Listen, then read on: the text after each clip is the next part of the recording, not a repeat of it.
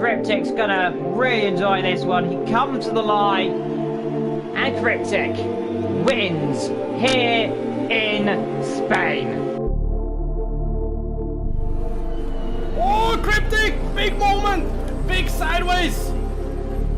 He's got under serious pressure now. On the inside goes Cryptic. Looks like he's alongside the Porsche driver. Down the inside he goes. Skull can do nothing of it there. CJ also sitting behind that. These two right up front. Oh, that's CJ!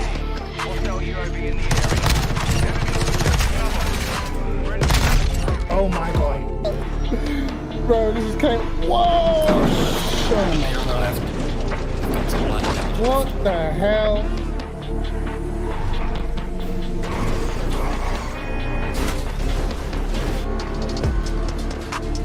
Car on the right.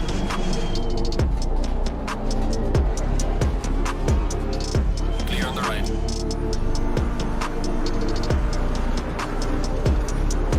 Car on the right. Clear on the right. Gave me that shake and bake, baby. The bottom line is we just weren't good enough as a package, mate. You know what I mean? You know what we're like? We're like a mixed bag of fruit tellers, bro. And Carl, you're the flavor that no one wants.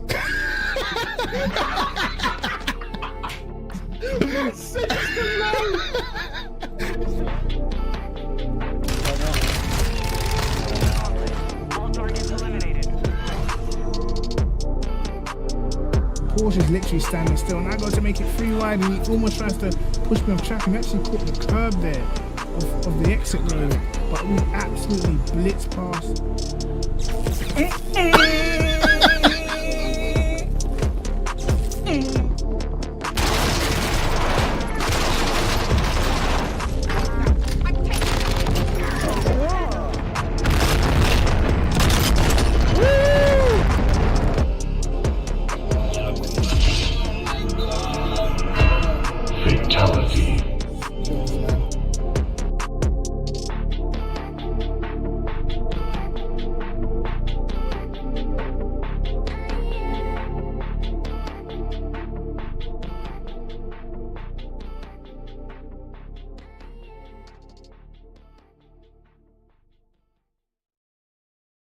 Yo, yo, yo.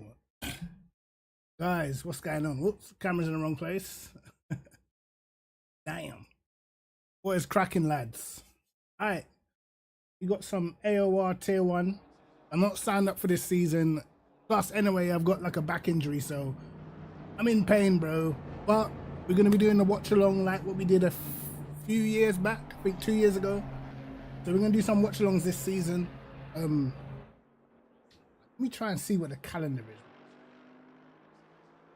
Let me see what the calendar is for the rest of this.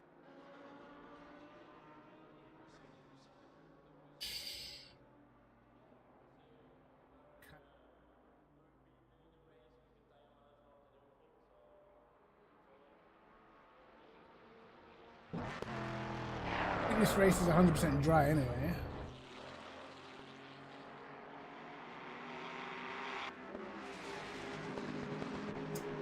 Let's have a look at the full calendar season. Silverstone, Donington, Monza, Zolder, Misano, Indianapolis, and Kyalami. Okay, interesting. A few tricky tracks to overtake on. Zolder and Misano probably going to be the two toughest. But it's not too bad, I don't think. Not too bad. Anyway, how's everyone doing, man? Qualifying starts in 3 minutes. Let's see some of the names we've got in tier 1 then. What do you see? Jardier, Papin, Angus Fender, Ranieri, Michael Thomas, Jay McLaren, Yorkie, Walsingham. Okay. Jonathan Clifford, Nash Kidashvili, That's how you say his name. That's Kidasvili, something like that. Anyway, he was pretty quick. So I think if this is who's in the championship, then the championship's got to be between Walsingham, Jardier. Let's see what Ranieri can do. Angus Fender as well. I think those will probably be the names that the championship will be. I think.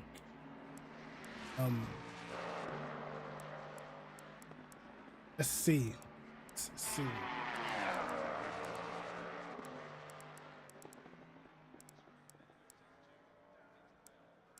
It'll be interesting though. A lot of people in different cars for this season.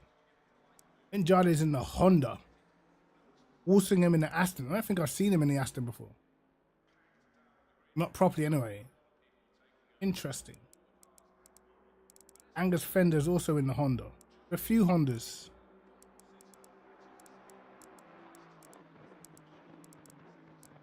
Taking it, the Honda's got a decent BOP, bro.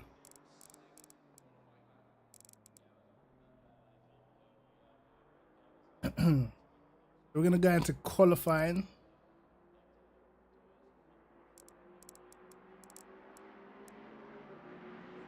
Track conditions fast, 24C.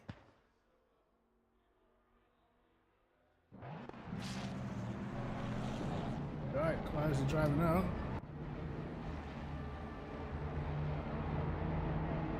On board with. So many people heading out.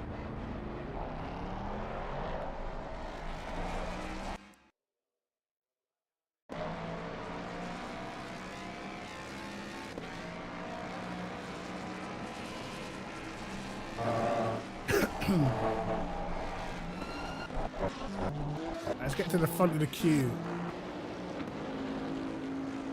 Christopher Sandro. I don't think I've seen this guy before, but he's the first one up. Getting absolutely pressured as well on the outlap. No gas, what's going on, bro? Let's see what this is saying then. Have ourselves a cheeky little watch along. Is he letting them go? Ah, don't let him bully ya. Don't let them bully ya.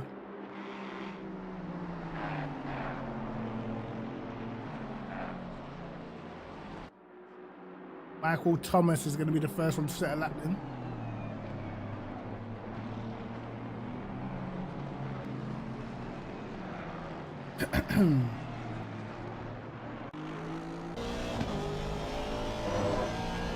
Let's go on board.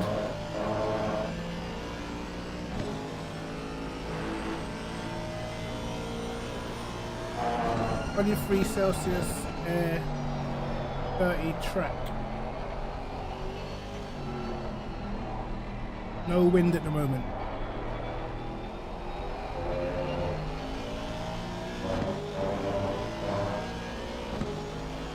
Right then.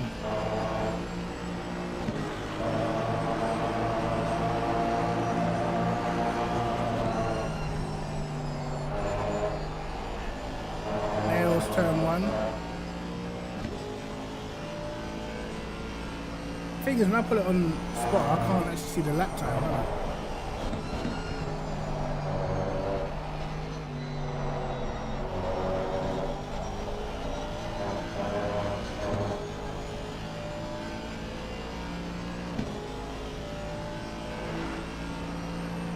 Let's see if he pulls away from the guy behind. Then we'll know if he's on a good lap or not. Second the difference right now.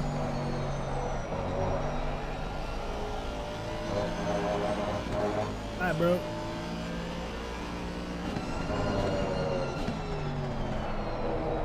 $39 drivers then.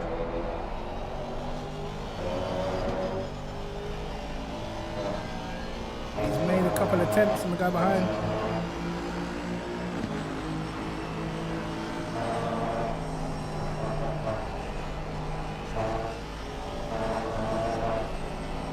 He's flying, looks to be a decent lap, he's pulling away. Using one TC at the moment.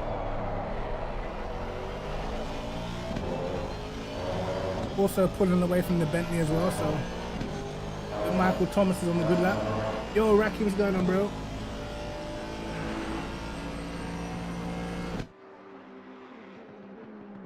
It's been a good lap so far. I think we have to watch out for the Hondas. I think the Hondas will be quick.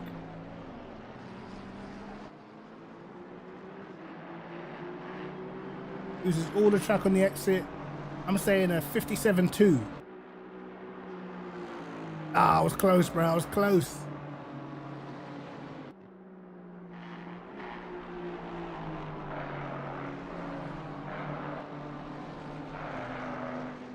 Hey, no worries, man. Right, someone's already displaced him. Who's...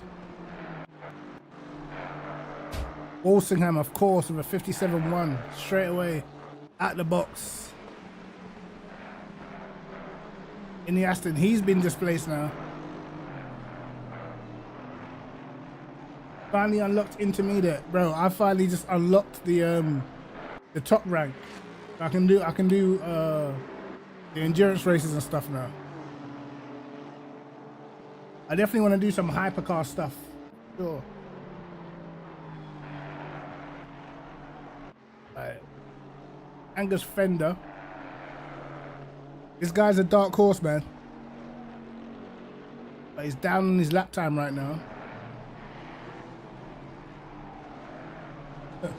I wish I was a driving god. It took me way too long, though. I really want to get into the hypercars, though, man.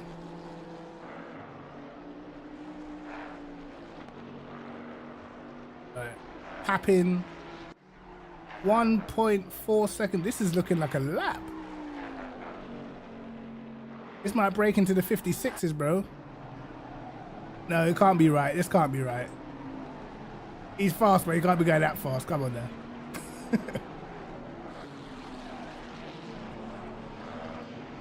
Also using 1 TC as well.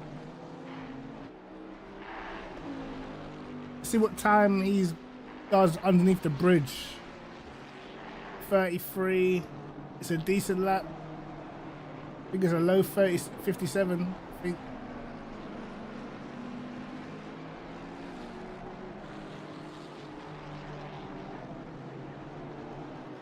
Let's see.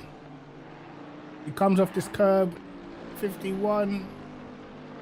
Should be a 57. Yep. Up to 6th. Good lap.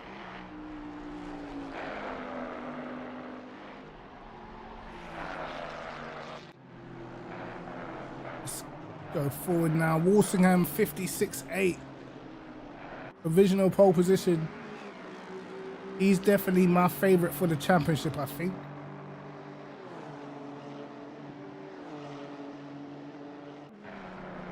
Who else can challenge Walsingham? Ranieri only on a 57.3 in the Ford. The Ford's got good race pace though, always good in the race. I wonder what the bot said. You have a look at the BOP.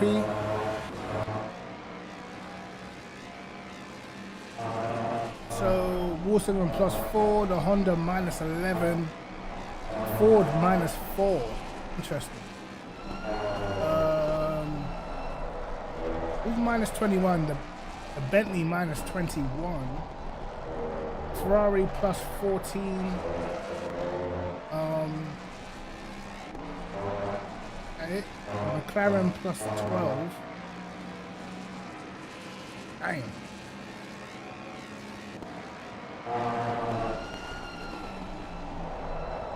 That's interesting, man.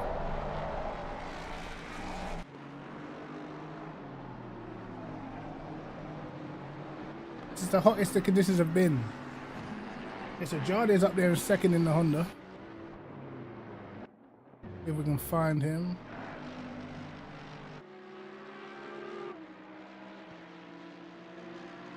Oh. Thomas. Still on a 57.3.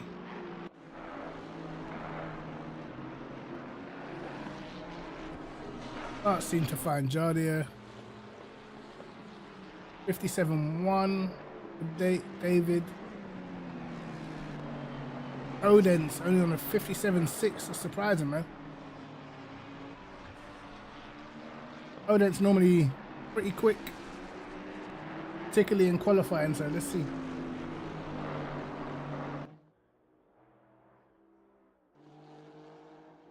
Oh, 57.5, struggling a little bit.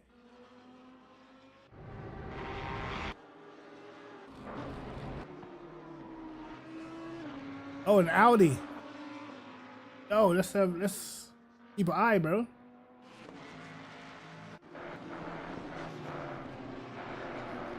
This is a nice livery as well, bro. This car looks well put together, but yo, driving an Audi, bro, respect to this guy, because I'm pretty sure he's probably the only Audi in the whole field.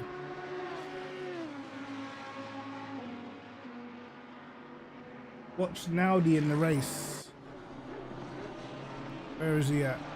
Needs to be somewhere near the front. Okay, he's top 3.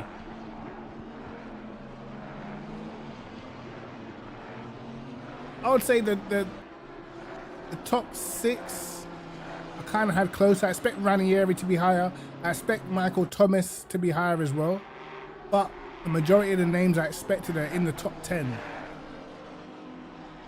Probably looking for more from Podence, I think.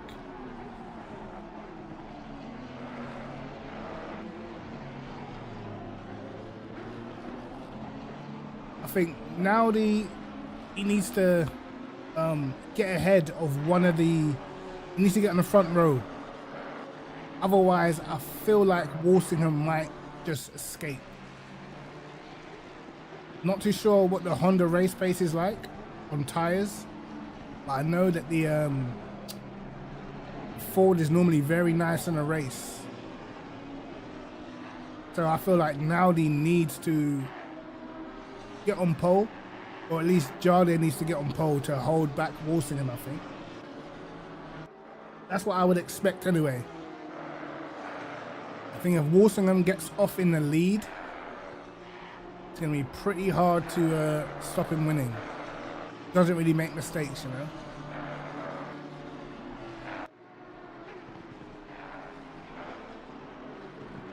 Only 57s is in the Honda.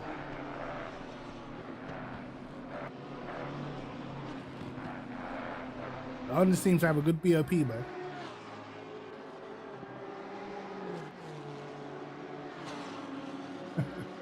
I remember when the Lexus used to be rapid here back in the day. When this game first came out, you could do like 55s in the Lexus round here. That was a joke. And then after that, they made the McLaren so OP round here. It was ridiculous. Nothing could get near it. And they kept it like that for a good year.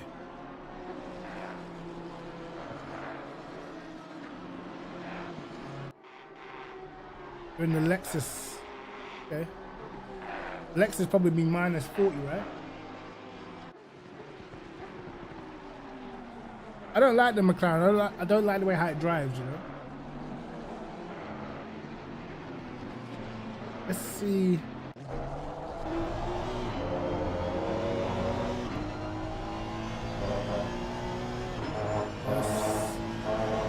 That's not going to count. Don't think anyway. I didn't see him go off track.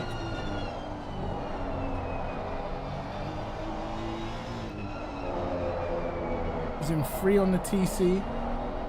Let's see if he actually is up on his lap or whether that's just the timing's just bugged.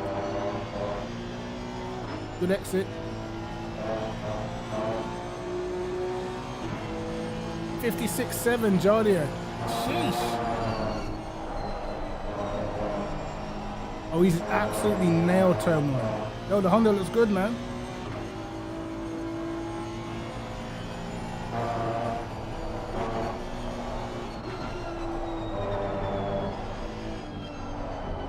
Oh, this looks like a stunning lap. Yo, the car looks well put together right now, I'm not gonna lie. He's flying.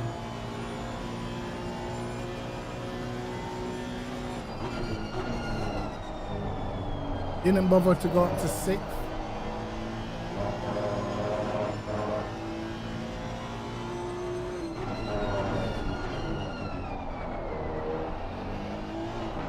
his lap before must have been a good lap because he's not really gaining that much.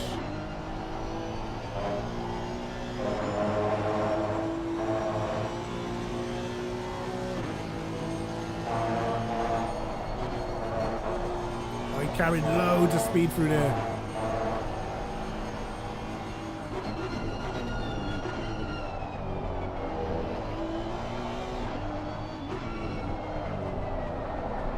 Good lap. Struggling to find a lot of time on the lap he did before. It was a good lap he did before as well. Oh, he's been pipped though. He's gonna get another lap after this.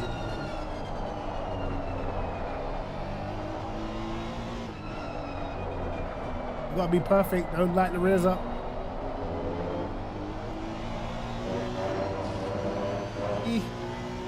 Down to third.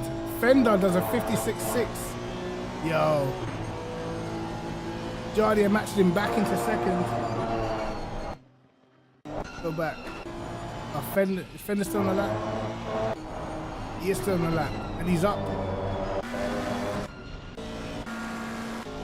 Walsingham also on a 56.6. Alright, this is getting juicy, bro. Walsingham's doing a lot right now. He's finding a lot.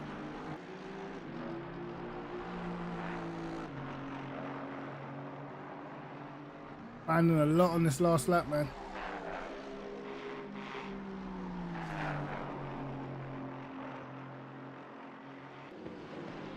Using all the track.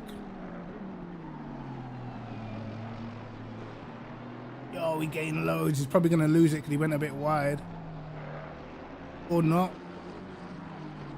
Yeah, he does lose it.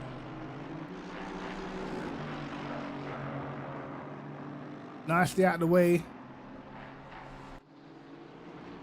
About to be a 0.5.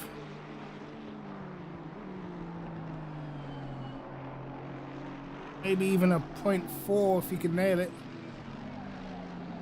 Don't light up the rears. All the track on the exit. It's a 0.5.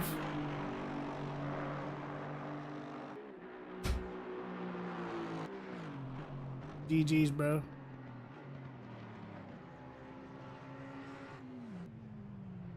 Where's everybody else? Everyone parked it. Everyone else has parked it. Jonathan Clifford on a 57.7. Not going to improve.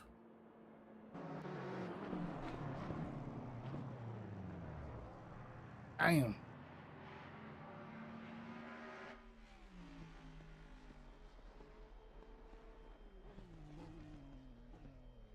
That was interesting, bro. Walsingham and Fender, Audi, Thomas, and Jay McLaren, the top 6. Well, I kind of feel like the top 3 I was expecting to be the top 3. I got that right because I did say these 3 for the championship out of these 3. Fender extremely close to Jardia.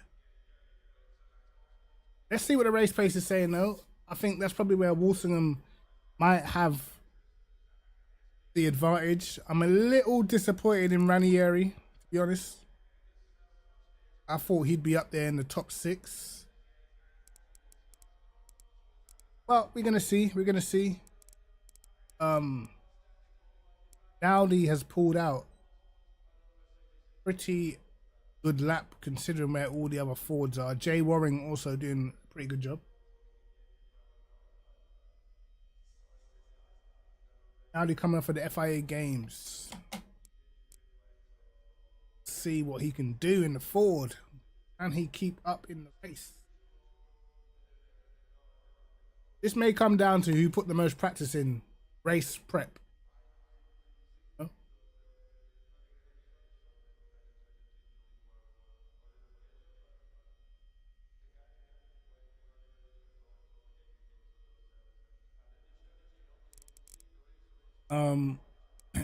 Jardier's going to have a good chance off at the start. The Aston doesn't get great starts.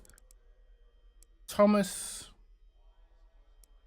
I mean, none of these three cars really get great starts, really. So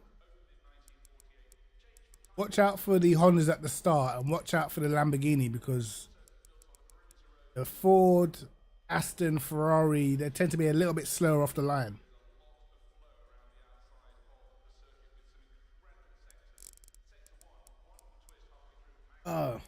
Who watched the F1 on the weekend, man? What did you think of the F1? Absolutely crazy race.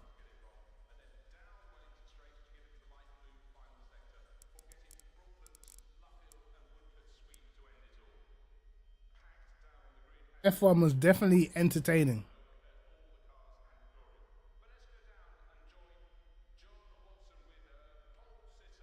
And what side do you fall on? Do you think Verstappen's win was lucky, or do you think it was a good drive?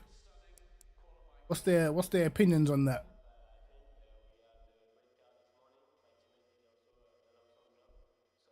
Red.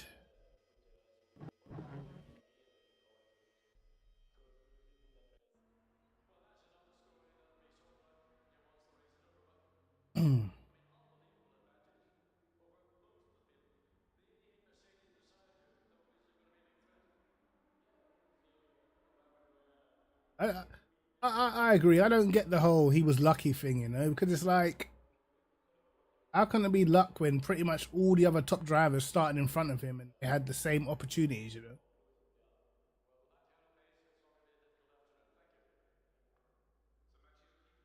I think the championship's over now, to be honest. I think Norris is not ready yet for a championship challenge. He's not ready yet.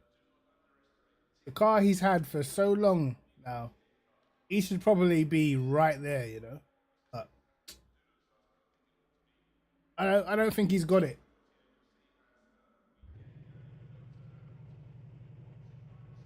Yo, JL, what's going on, bro? What's going on?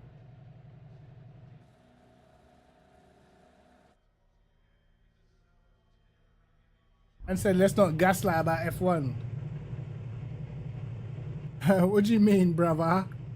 You must be going through a tough time, innit?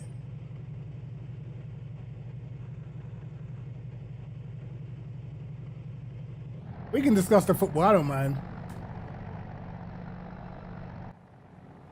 I don't mind discussing the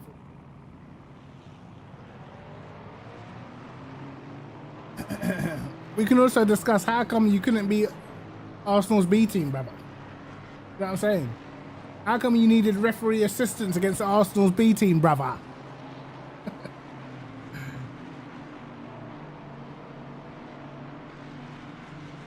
Nah, I'm good, bro.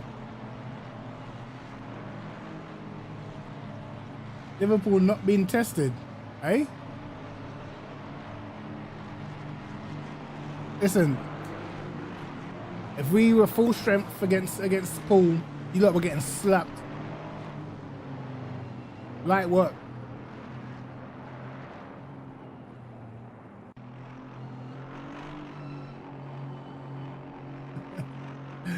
It's kind of true though, isn't it? Let's be honest, bro. We had a whole back line out. You're still gonna beat us. I don't know what to say. If Liverpool's whole back line was out, I think you lot are getting smacked. You know what I mean?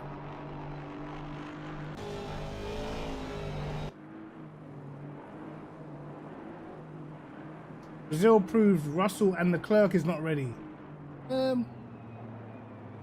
I actually think Russell is probably more ready than Lando is, mate. Oh, what's Walsingham doing? I think Russell is more. He's just got more about him, bro. Best keeper in the world. What was he gonna save in that match? We weren't gonna save 9.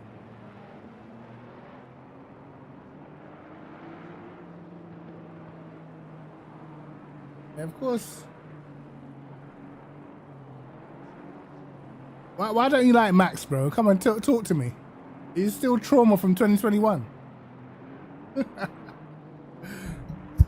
no Hamilton fan likes Max, bro.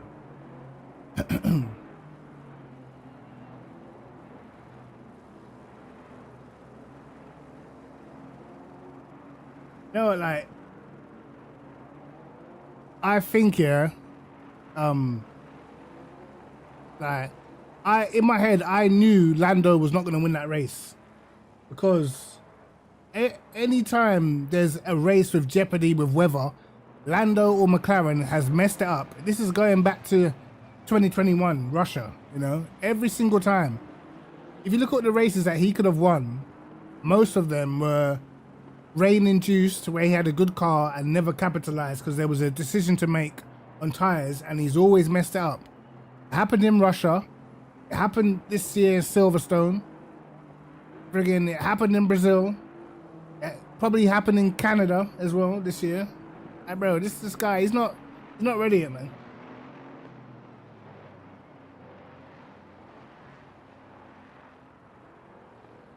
This is just my opinion. I personally think that the rest of these guys right now are not on Max's level, innit? I'll be real.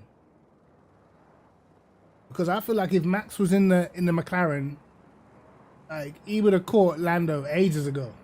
You know?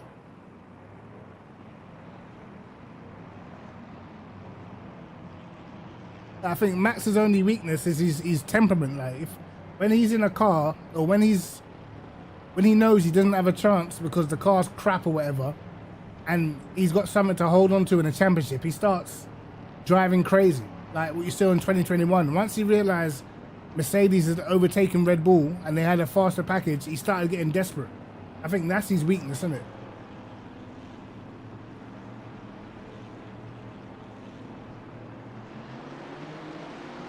Good start by Jardia.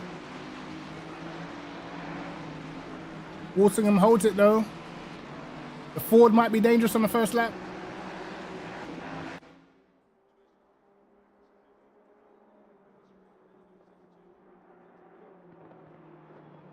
Yeah, I think obviously the cars make a certain amount of difference, but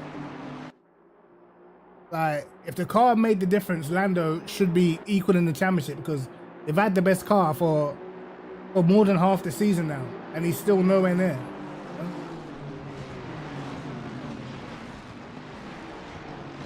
Walsingham gets off. I think it's going to be very hard to beat Walsingham in this race. Right, let's see what the Honda tyre wear is like though.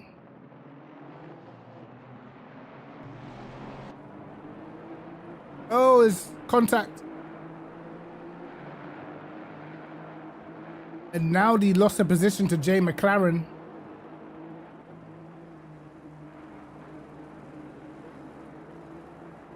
Yeah, exactly. Exactly. Oh, here goes Charlie around the outside.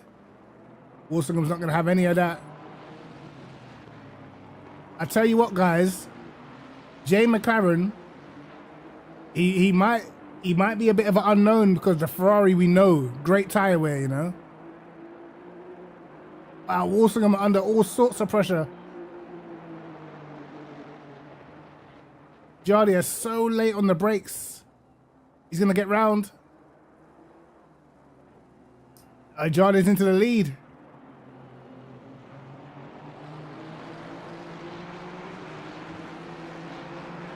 Interesting.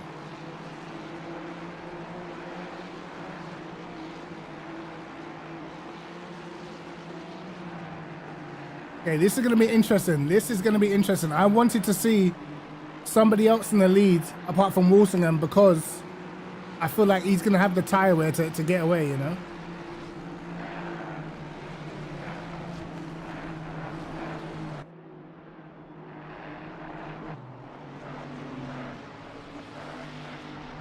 Yeah, Angus is quick, man. These are absolutely stretching the gap.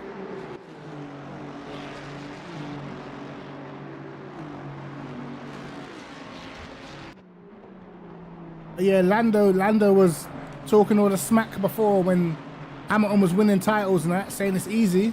Bruv, you've had the car, you haven't done nothing.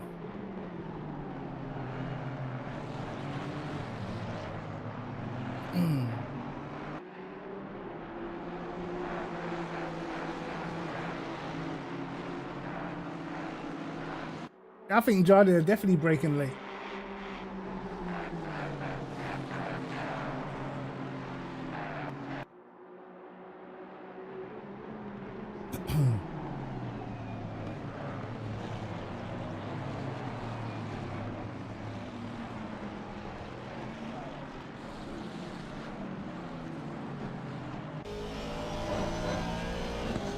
Jardine getting off.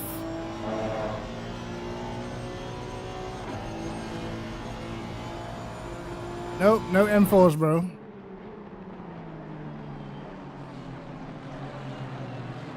Top 6 all together, though. Now, I want to look out for... Is Papin anywhere close? Oh, he's into the pits already. Let's kind of keep an eye on Papin because we know the Bentley normally has great tyre wear. So, let's see. Let's see how much they fall away from the lead anyway.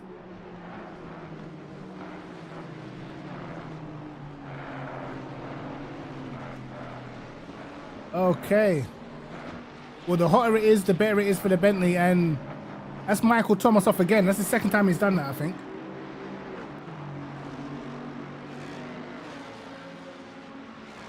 Jardine with the fastest lap, though. Yeah, I love me the Bentley, bro. But they always say the Bentley, like, depending on how hot it is, the hotter it is, the better for the Bentley, because it keeps the tires cool.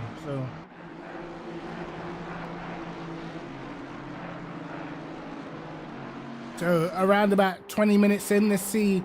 Papin might be all over Thomas. Walsingham back on Jardine's case. They're breaking away from Fender. I was a little bit worried about Angus's race pace. Watch out for McLaren as well. He's in a Ferrari, also good on tires. If he gets through, he could be a danger.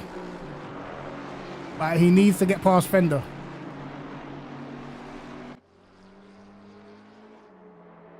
These 6 absolutely bolting from the field. I think Prenter should have signed up for this season, bro. I reckon he would have had a decent chance at the championship.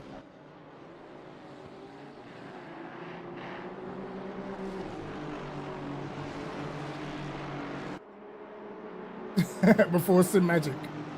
Yep. There it goes, bro.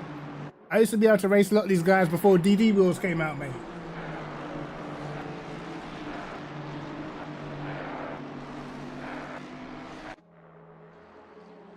Okay.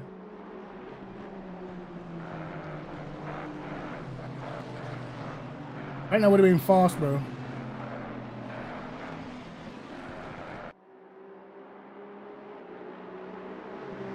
Yeah, Walsingham now is picked up the pace. Oh, he left the door open. Jardine left the door open. Walsingham back in the lead, bro. I think it's over. Why did Jardine leave the door open, man? Oh, mistake by Fender. Whoops. Doing 58.5s. McLaren needs to find his way through.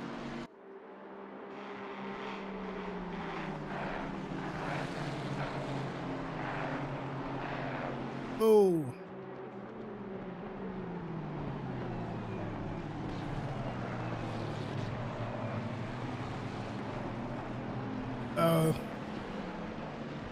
The Ferrari just doesn't have the acceleration to live with the Honda.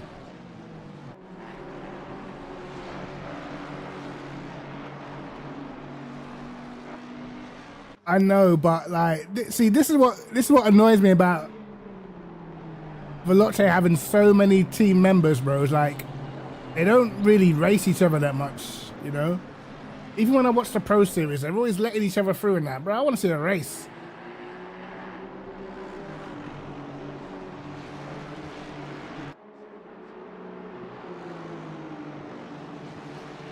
Yeah, they will.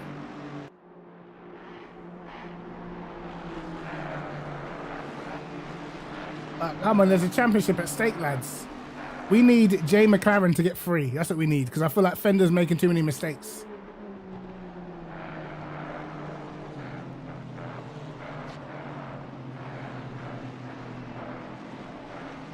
Let's go back down the field a bit.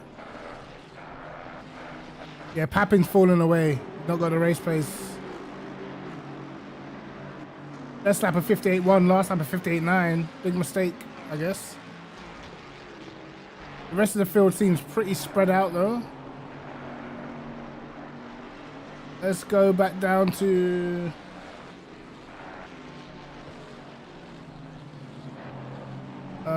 where is Yorkie down to 29th? Must have had some contact.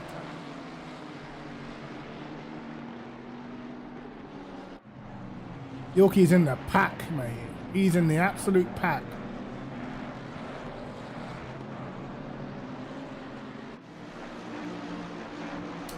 Ah, well. What have we got further back? Podence has dropped all the way down here as well. Let's ride on board with McLaren.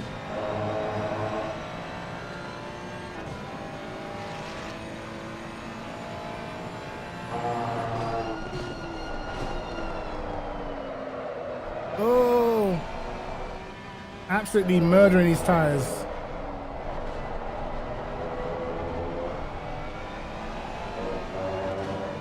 It's so funny to me now, like the way how I watch people drive in this game, comparing it to Le Mans.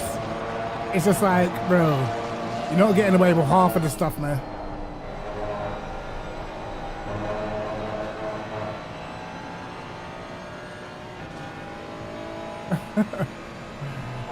No, I think the only person that I missed out on my esports list was Tazenoir Hacker and Florian Durkrop, I think. Those are the guys, I forgot their names.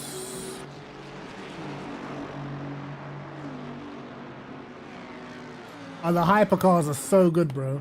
The only thing that gets me is like the virtual energy and the fuel. It's like it's kind of hard to work out, bro.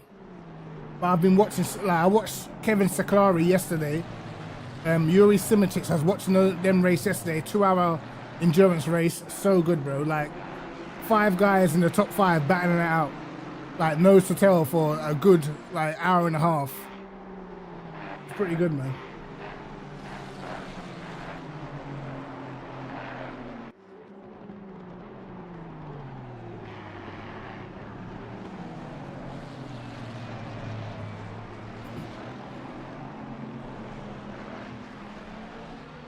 Nah, listen, I was pretty decent actually when I tried the hypercars, bro.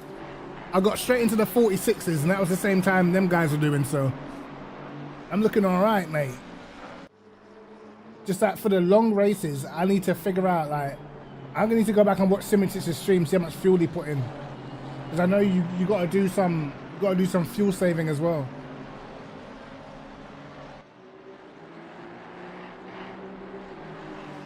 The GTEs are decent. But the hypercars, bro, the hypercars are probably easier than the GTEs. The GTEs are harder. The GTEs are probably, on the brakes, they're probably the hardest cars to drive. Yo, Zach, what's going on, bro? Like the hypercars, they have their own sort of ABS, so they're not as hard on the brakes. The GTEs, yeah, they're tricky on the brakes.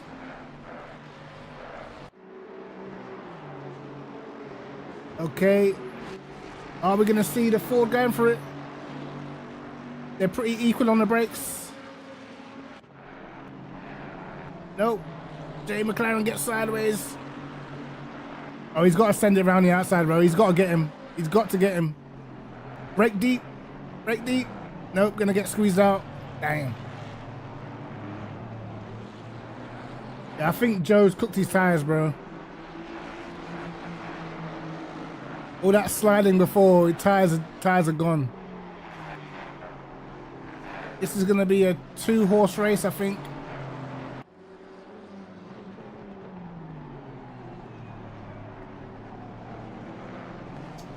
Yeah, you need load cells for, well, preferably load cells for LMU, bro.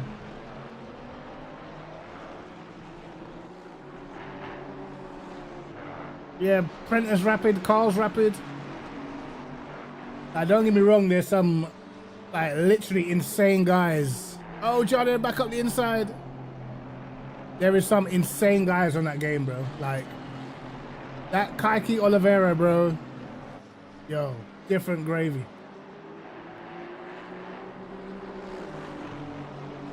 Jardine seems to have the pace on Walsingham.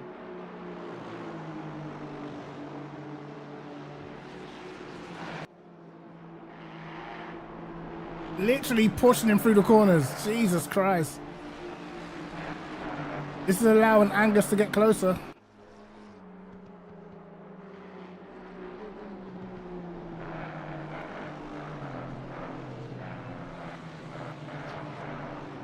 You're half a second off the world record. What track you at, man?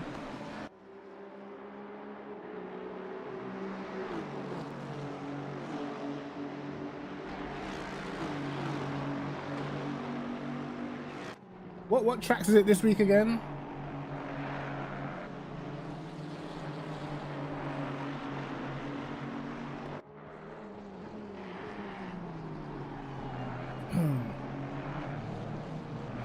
What was the GTE track for this week?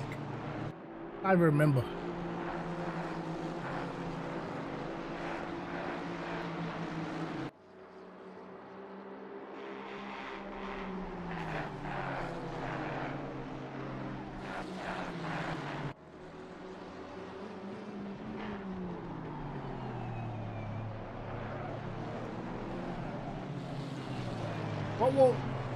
What world record you on about? Talking about the leaderboards on LMU.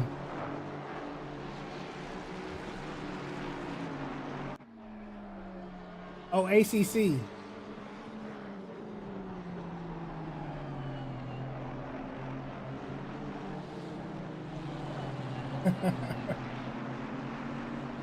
Bro, if I could figure out the hypercars, bro, I'll be making another book, because you probably actually need one to drive those things, man.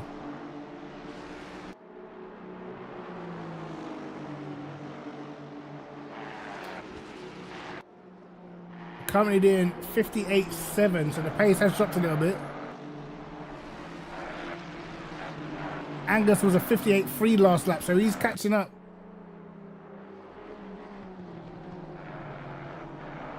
Naudi being held back by Jay McLaren now. Oh, fender slide in the rear of the car.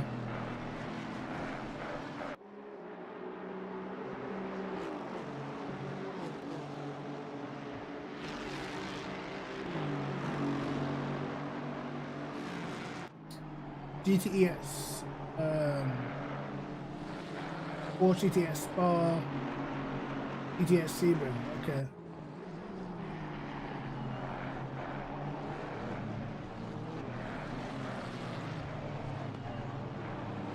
I just feel like the cars on LMU feel so good, bro. Like the force feedback feels so nice. Worth? Yeah, I think it's worth getting, bro. If you enjoy the driving experience, then yes.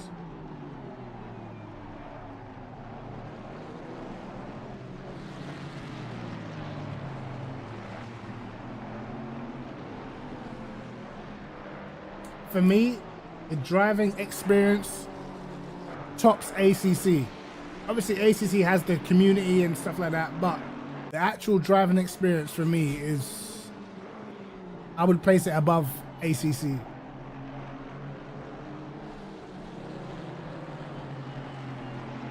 It feels more rewarding, you know?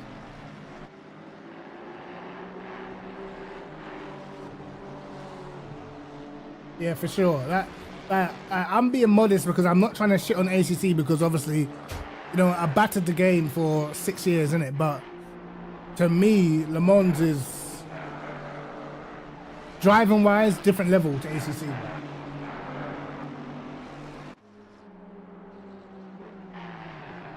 That's like me. That's pretty much why I'm doing watch parties on ACC, bro.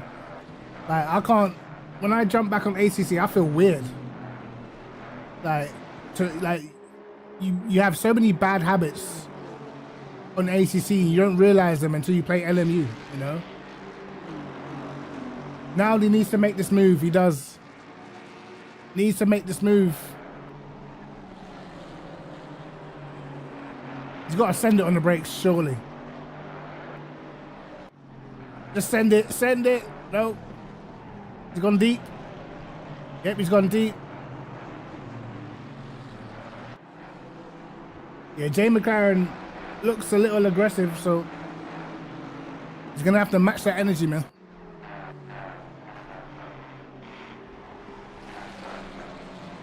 But I think McLaren's tires are falling off the earliest out of the leaders, which is a bit surprising considering the car that he's in. He's not got a good run, but the forward out of the slow corners is always bad.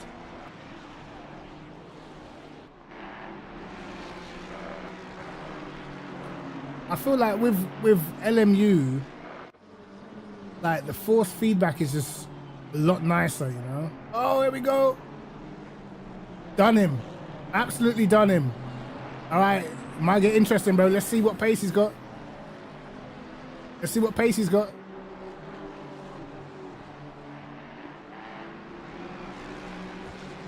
Hey, don't flash, bro. It was clean. It was aggressive, but it was clean.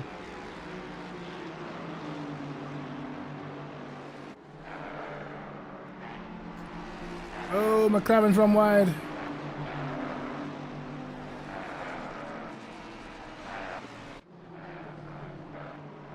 Who's contact with a 98 AMG? Who's that? Ah, he's too far down the field, bro.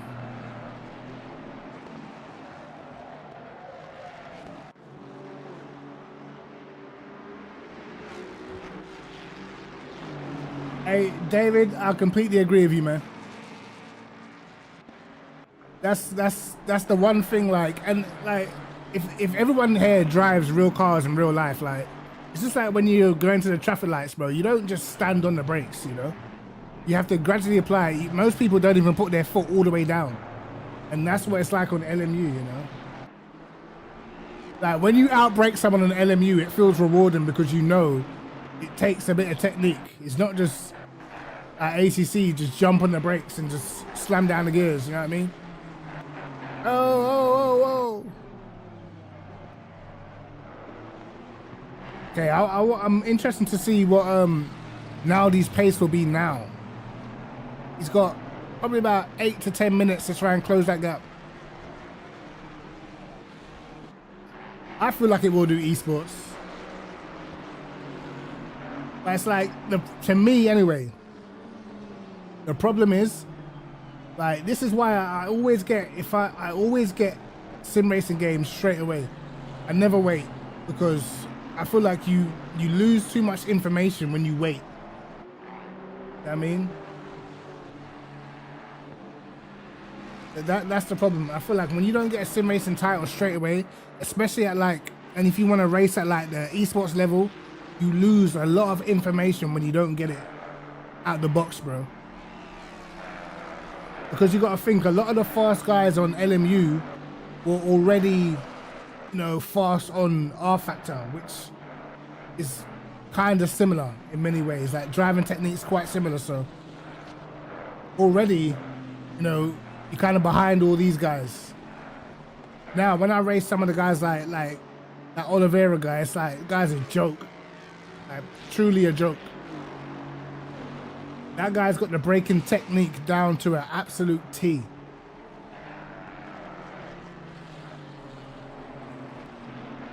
I think now they can catch the front three. If they keep battling, yes.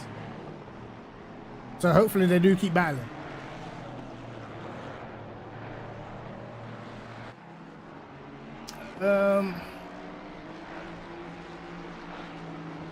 I mean, theoretically, it's quite a long pit stop, so you should come out in no traffic anyway.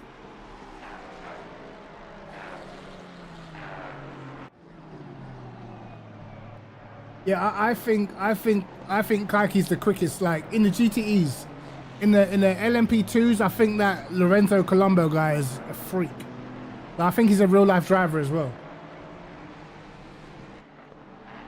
But certainly in the GTEs, I think Oliveira's the fastest.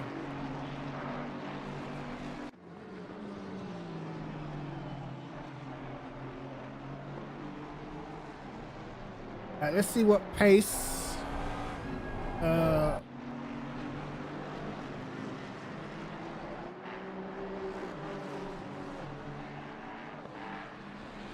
Last lap 58.7. Let's see what he does this lap. 58.5. Oops. 58.5 from Angus.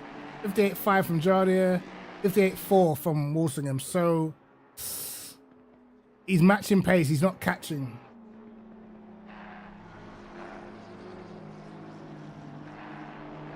But these guys in the Honda, they made the tire survive. So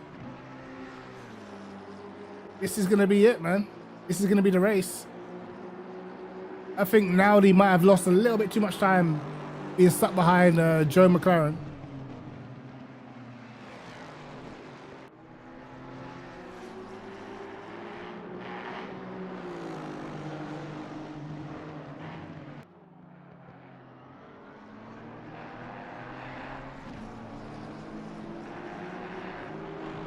I got the T3PA, the TLCM, sorry.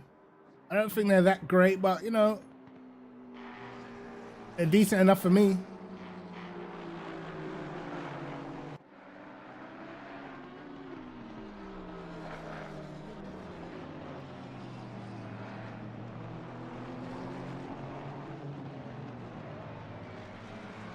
Aiden's got to have a good stop, bro. Got to have a good stop.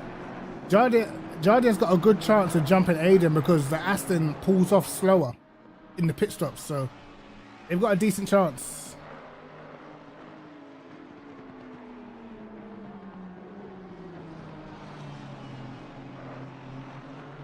Fender's race pace has proven to be pretty decent. If I'm Fender, I'm pitting now. Jump in the box. If I'm Fender. Nope, staying with him. I think they're gapping Naudi, you know. I think they're gapping Naudi. 58.5. 58.5. 58.5. 58.9. Yeah, he lost 4 tenths. So yeah, I don't think he'll catch them now.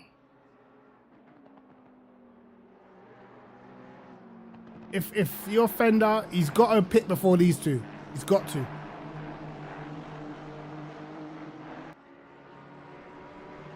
There's traffic coming up. Get yourself in the pits, man.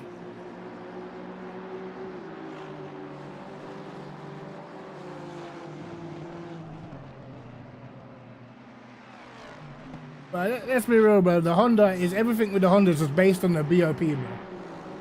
They put the Honda BOP back to normal. This car will be rubbish. That's why everyone's used it, because it's got a good bop. You know?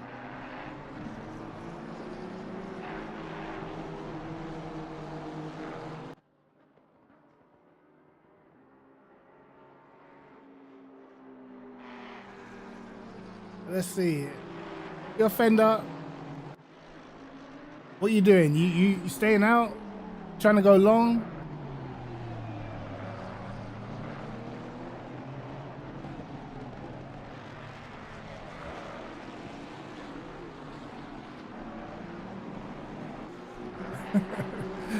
Nah, this bot can't be new, bro.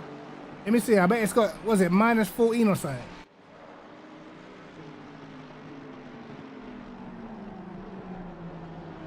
What's it got? Minus 11.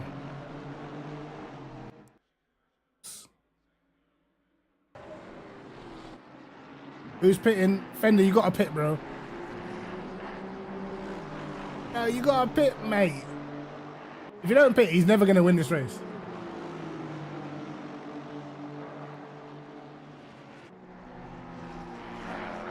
Ah, he's finished.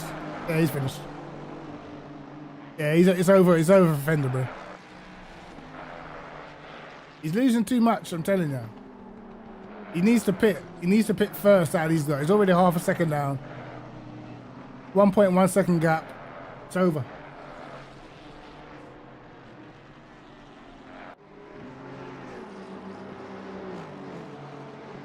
Nah, man. When you go on the friggin' what's it, LFM website, and you look at the laps with no bop, the Honda's nowhere, mate. They have to boost the Honda. The car be nowhere. You look at like the fastest laps without custom BOP, the Honda's getting smoked. It's like the Bentley. The Bentley would be nowhere if it wasn't for bop.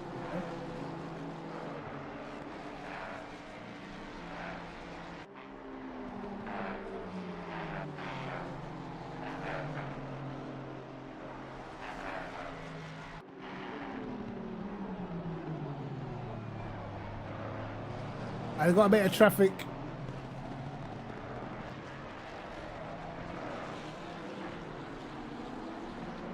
Drive through. Oh, Angus has lost so much, bro. He has to pit now. But it's too late because these lot are gonna pit.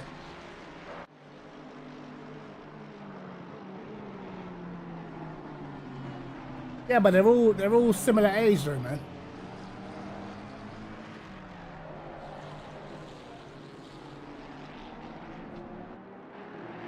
Bro, if this guy doesn't pit, bro, he's sick. There's something wrong, bro. Why is he not pitted? Man's doing 59 threes and not pitting, bro. Look, Bowdy's pitted. Watch him get jumped now. See, this is no race strategy, bro. If you made it to 30 minutes, you know you can do it on the tires. Pit, bro. You're halfway into the race. You should have pitted. Him stopping on the same lap as them, pointless, bro.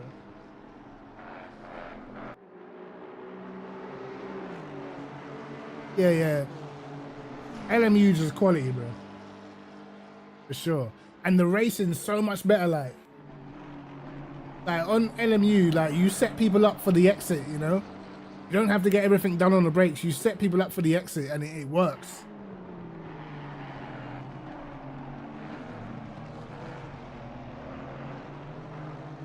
LMU is all about exit speed from corners, man.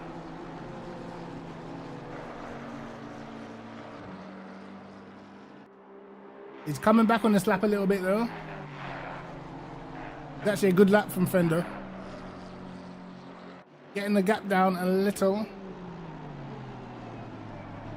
Yellow flags. Bro, he should, I'm telling you, bro, he should have pitted last lap. These lot are gonna pit this lap.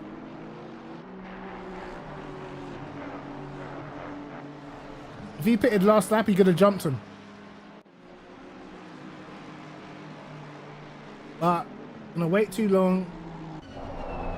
Watch these lot pit right now.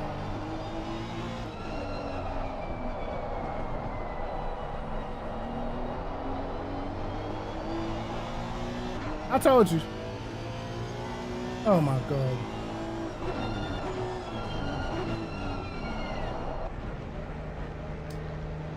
Bruv, Fender's cooked.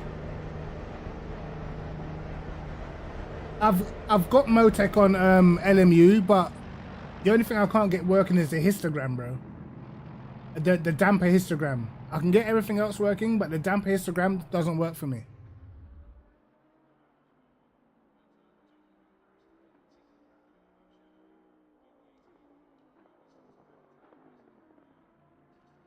Like mine works, but it doesn't work properly, innit? Like, I still need to. Brenton's got his working, but mine don't work. Weird.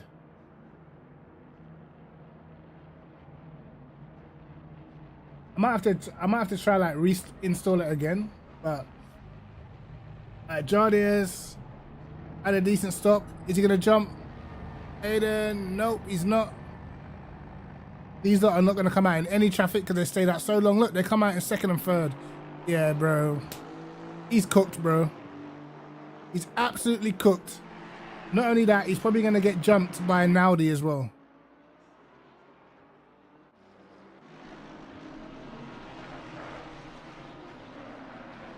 Brother. This one lap extra is not gonna help you, bro. Bro, I can't do a video for Motec on LMU because it don't friggin' work properly, man. can't get it to work fully. And I think Mitzi Hoyer already did a video on Motec. And his is working properly. Tom's got the fastest lap. That's probably gonna go pretty soon. Ah, Fender, mate. You screwed up, brother.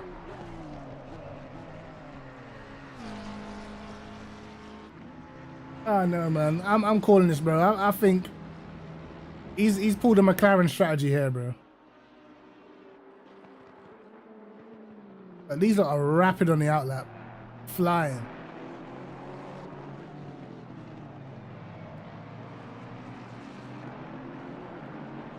Aiden's got his tires up to temperature straight away.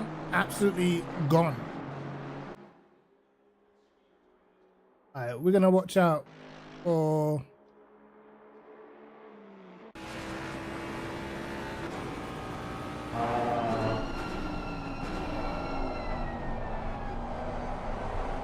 let's see if Fender slips in between this gap.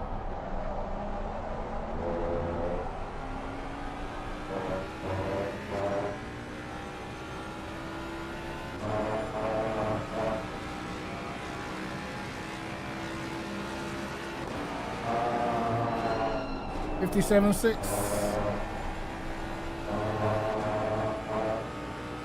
Okay, he didn't lose too much.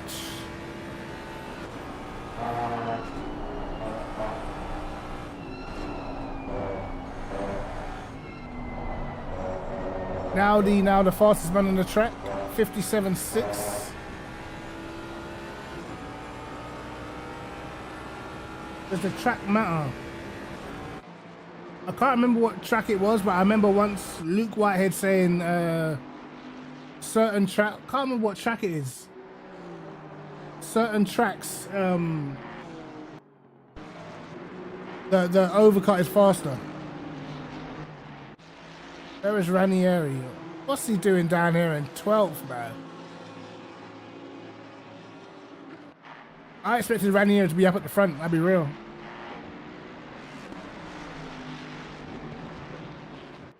Man looks like he's under the world of pressure.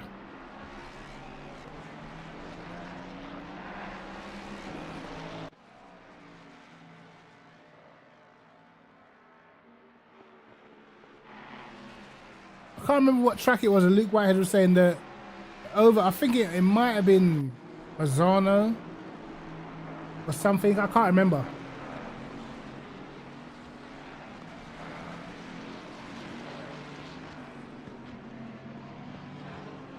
Buzz off in the AMG.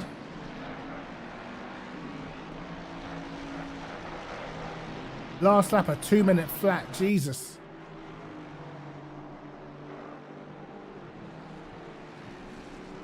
Right, let's head back up to the front. Jay McLaren has dropped. He must have had a bad pit stop. Must have had an awful pit stop. He's dropped back. Thomas gets a drive through. Damn. I did see Thomas go wide twice earlier in the race, so that's his race completely and utterly over. And Naudi now all over Fender.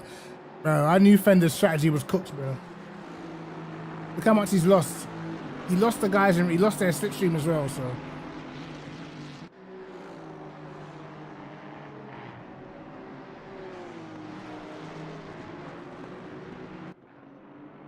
I don't think doing an extra lap is worth it if you're only 1 lap fresher tires, you know? 10-second drive-through. Damn. The drive-through for number 10, sorry. I think.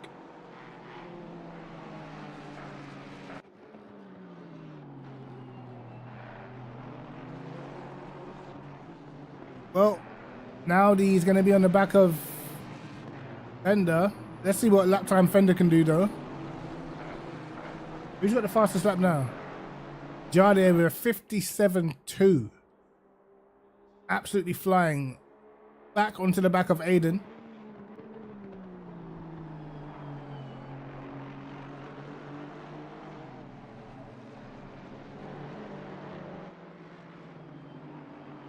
Oh. Yeah, this is definitely a 2-horse race now, for sure.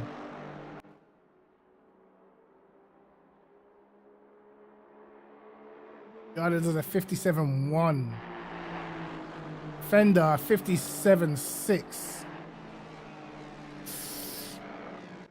It's looking rough, bro. He's actually under pressure. Now he's quicker than him.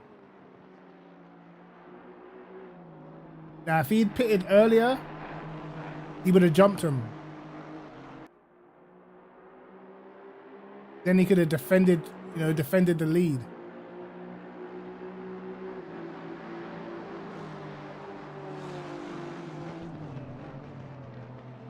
Will Jardier wait to the end to attack? My cat just get up.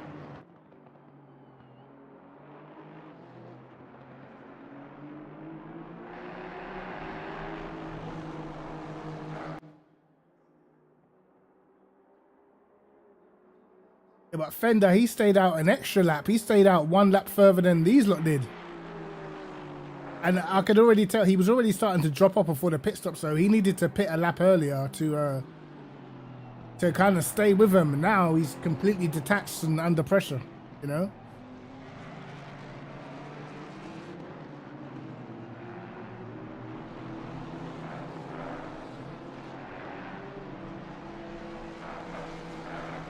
Let's see what the gaps are like though. Yeah, brother, he's got no chance of top 10. It's over for him.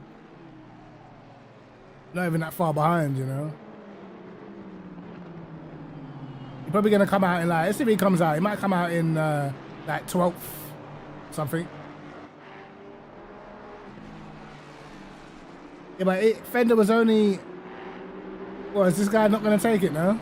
Dang. Okay, he's got 1 more lap. Fender was only 1.3 behind, bro. If he pitted and 1 lap early, he would have been in the 57s, while these lot were basically would have been a second slower, and he would have been like right on them as they came out of the pits, and then he could have stayed in the slipstream, you know. But now he's out of their slipstream. Look, he's 5 seconds behind now, bro. He came out of the pits. It was 3 seconds. He's lost 2 extra seconds already.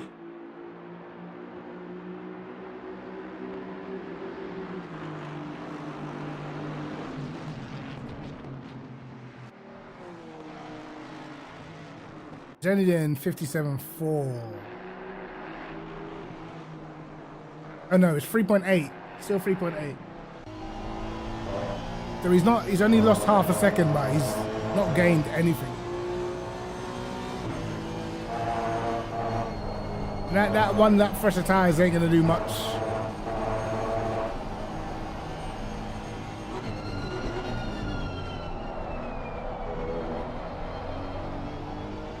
Let me let this cat outside, bro. I don't trust this cat.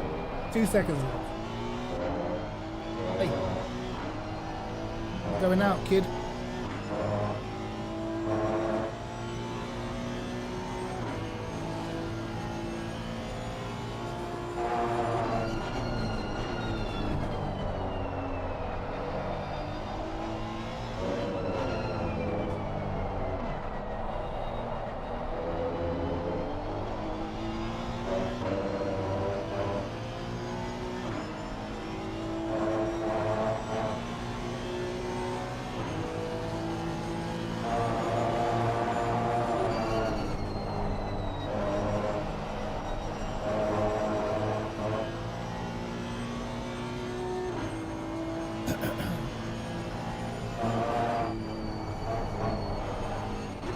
Right.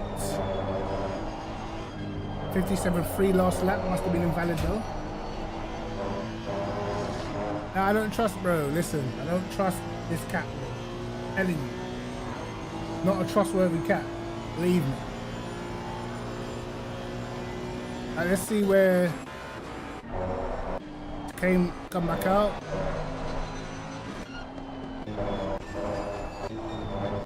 Wow, his race is over. Ruined. 20th. Damn. 20th, you know. That is sad. And that's his race ruined. 16 minutes to get back to top 10, it's not happening. Jay Waring's having a solid race.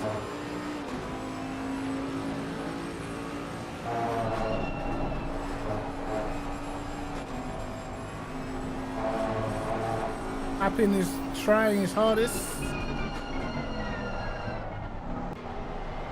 Yeah, McLaren needs to make his way back up, because he lost loads in the pits.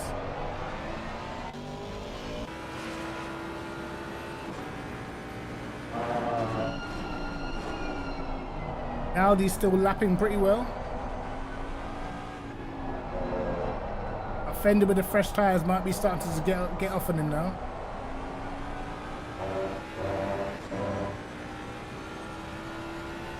Guys at the front still doing good laps.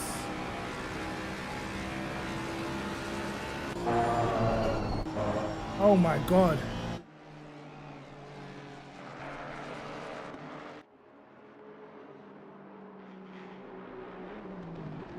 I want these lot to battle so hard, but I know they won't. Already half a second down. This is Fender's only hope.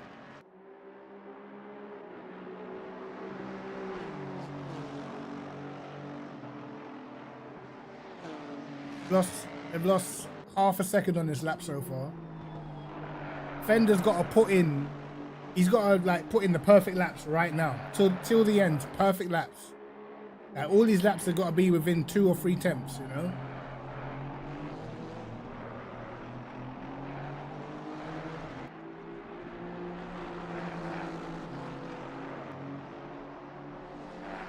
Gap is still 3.7 though. He hasn't really made anything.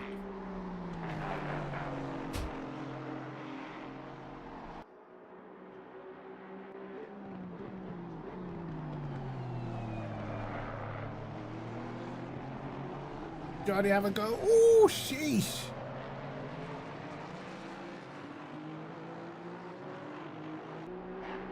Go on board with Johnny. Look at the straight line speed of the Honda. That's insane. He's left the door open. What am I seeing, bro? They're trying to put on a show. Oh, the tap.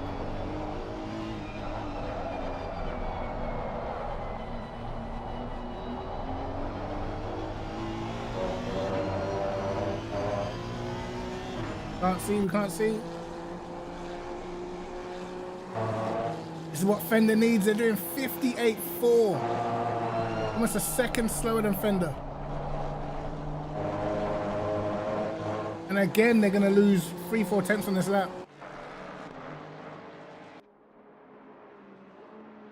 Oh, we need more battling, lads. We need more battling.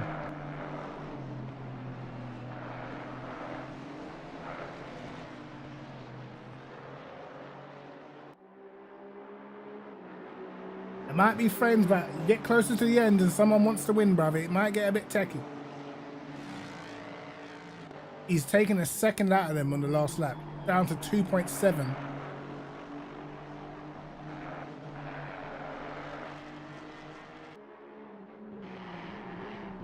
So Walsingham left the inside open so he could keep the inside for the next corner.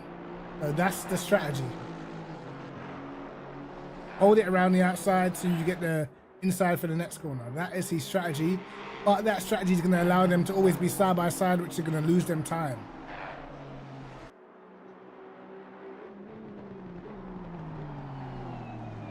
Out of this corner, the Jade seems to always get a good run.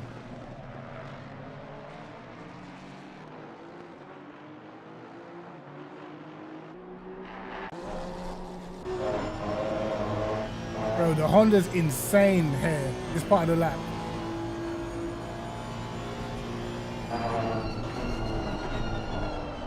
They're 8 tenths down on this lap. About to be a second down.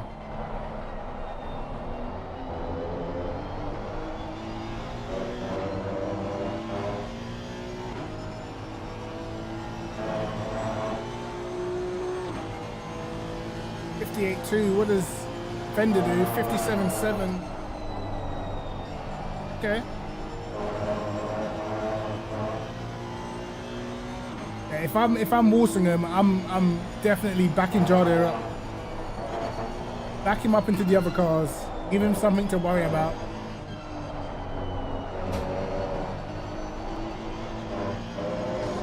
They've had a clean run at the start of this lap.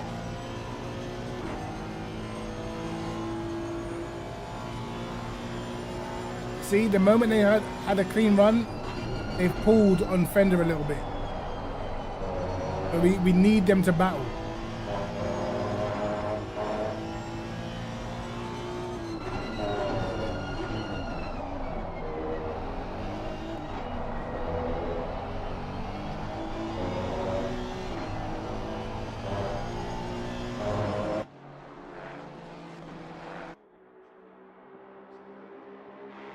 Wow, look at that. One clean lap and they've already dropped Fender by half a second, bro. What he just gained in the last lap, he's already lost.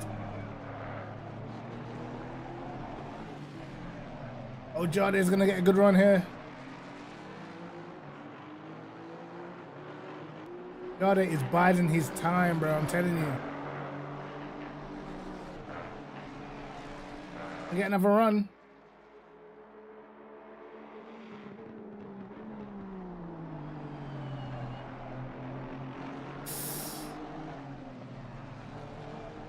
Here comes the run into turn one for sure. This has got to be a run into turn one. Jardine have a good exit.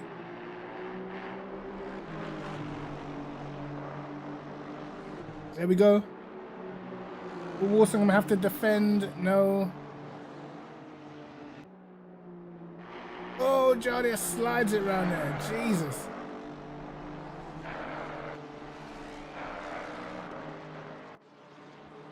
Fender actually lost on that lap.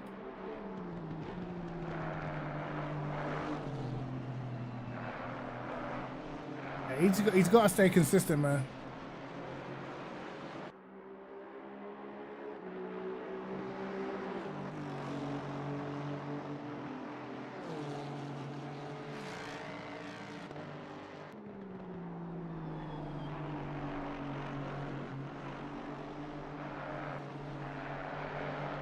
All right. Will Jardine start getting more and more desperate?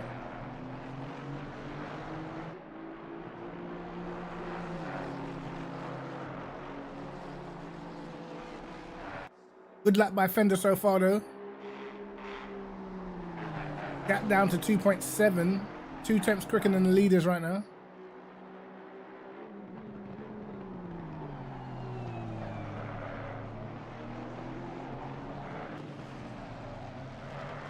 This will be a chance for Jardine. Oh, he's got a good run. This is a good run. Bro, the Honda's so quick down this straight, he might be ahead before the corner.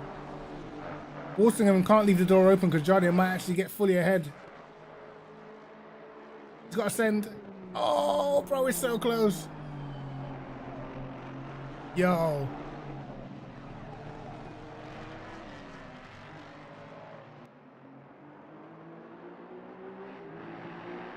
Great driving by Walsingham.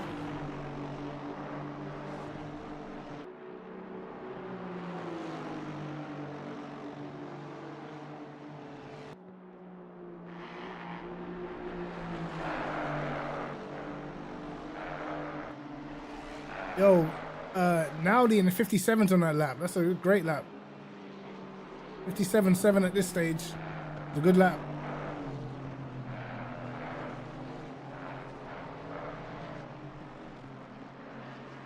Jardine not as close.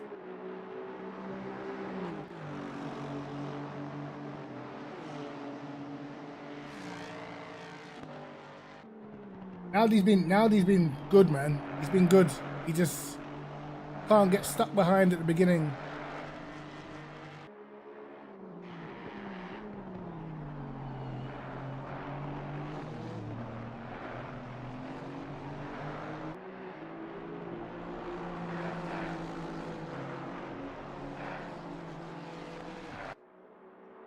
Fender still just It needs to get to like a second, you know? There's only like what? 2-3 laps left? These guys got to start battling now. God, they're so much quicker through this section.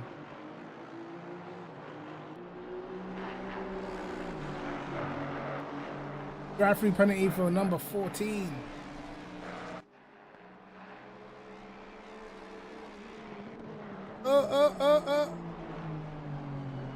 Aiden's got, he knows Jardia's spot now, you know? That wasn't a great run by Jardia. Actually, he's decent. Aiden's got to defend it. He's got to defend the inside now. Yeah, this is where they'll lose time. They got to start doing this. This is where they'll lose time.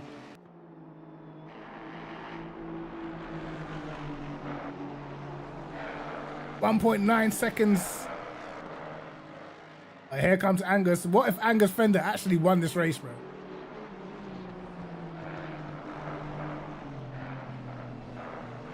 They're both putting their cars in the right places.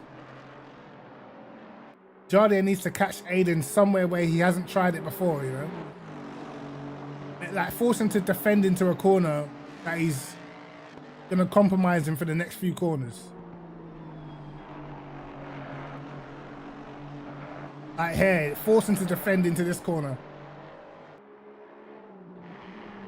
But he's just not close enough.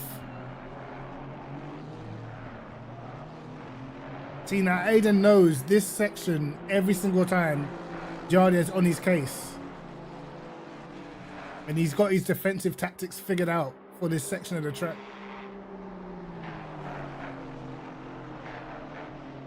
Oh, Jardia carried a lot of speed through there.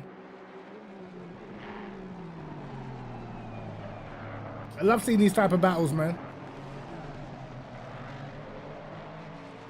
Aiden was better that time. He was better that time.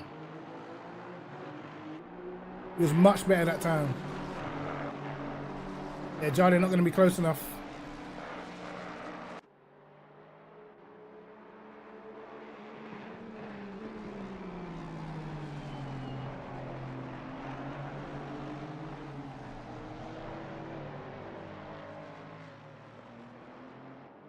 Very good out of the last corner as well.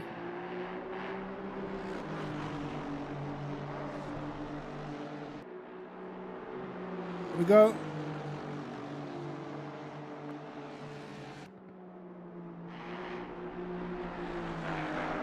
Good turn one for both.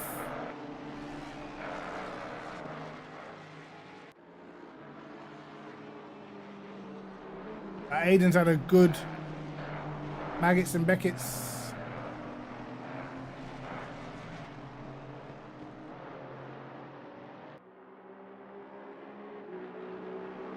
They gained 2 temps on Fender through first sector.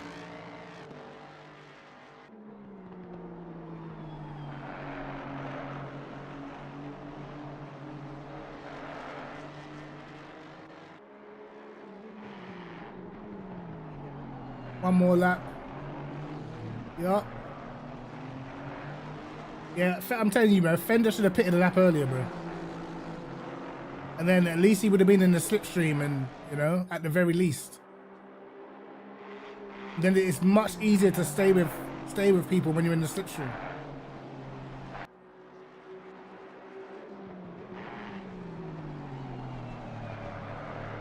Let's see if Jardia can get a good exit. Oh, I thought he was gonna dive down the inside there. He was smart though. He made Walsingham question whether he's gonna go all the way out wide. Maybe he went a little bit tight, and now Jardia's on him. Oh. Yeah, Walsingham's got it figured out. Now he'll have the inside. That's his plan.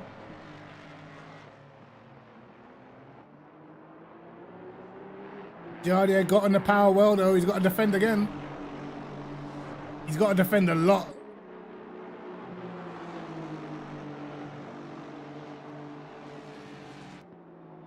Oh, Jardia around the outside. No way. Oh, he's got to give it up. He's got to give it up, bro. He's got to give it up. He's off the track. He's got to give it up.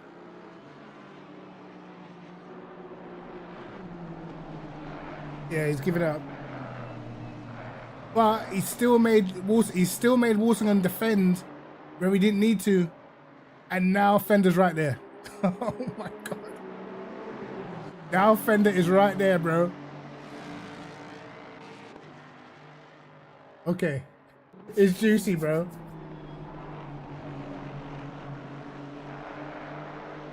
We're gonna get another lap.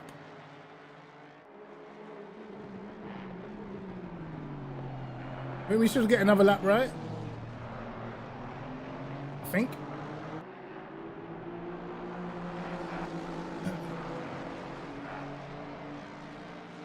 Oh, this is last lap. Dang.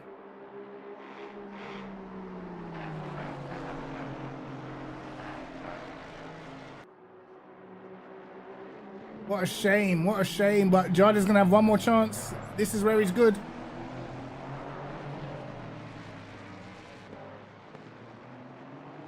Gets the run again. He's got to trick him. He's got to trick him, man.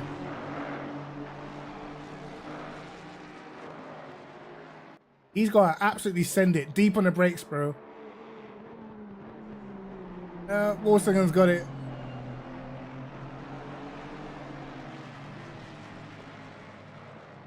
What will Fender do? Nothing. It's too late. Oh, it's close across the line. Oh, shit. Yo, great race. Great race.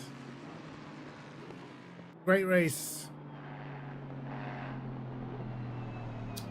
Also, good race from Naldi, actually, because he pitted quite a bit earlier than these lot, and he kept up with the pace.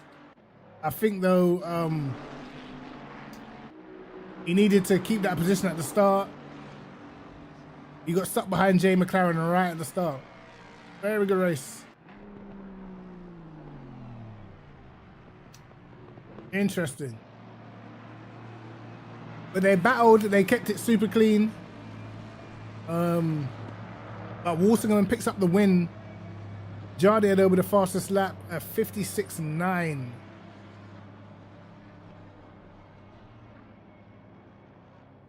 Jardy probably definitely had the overall pace, man. Jardy, I think, was the quickest, but I just knew Walsingham just doesn't really make mistakes like that, so especially at Silverstone, it's kind of hard to make a big error at Silverstone. Intense fight, bro. Intense. Great race. Fender, bro. He could have had this race, bro, or he could have been much more in that fight if he just pitted one lap earlier than these guys, bro. When they pitted, he was 1.3 seconds off. And if he pitted earlier, he probably would have been like a second quicker. You know? He probably would have gained a second in the pits. And then they would have came out right in front of him with cold tyres. His tyres would have been up to speed. Would have been right on them. Then he would have been in the slipstream for the entirety of the second stint. But it was a very entertaining race, man. Very entertaining race.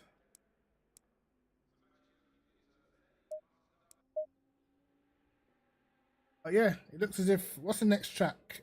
Donington. Let's have a look again at the weather conditions for Donington. If I remember rightly, the Honda is an absolute beast in the rain. I can remember, like, Del Fante anyway was flying in the rain. Donington, 29% dry, 30% wet, 41% changeable conditions, 60-minute race. Who that favors? We got Monza. I remember, but I swear that Aston's not that great at Monza. Zolder, Zano. I think Jardy has got a good chance at this championship, you know. Got a very good chance. You know, a lot of these tracks ain't standing out to me as an Aston track. Again, it's probably going to come down to Bop and conditions and stuff, but as far as the Aston is pretty good in the wet as well. So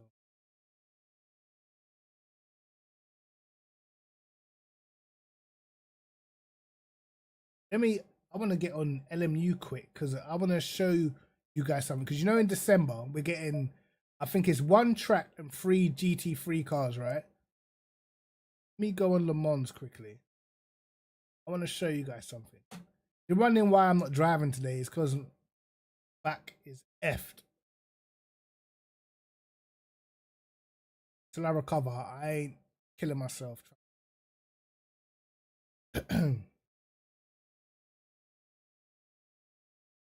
But there's one thing I've noticed that I'm kind of not happy with Le Mans right now. I feel like they're gonna try and shortchange us a little bit. A little bit. Right?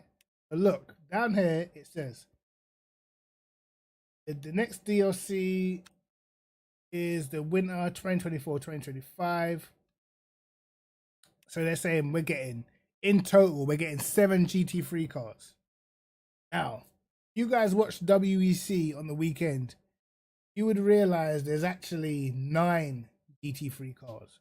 So that means we're going to be missing out on 2 GT3s. I'm not that happy with, to be honest, because why?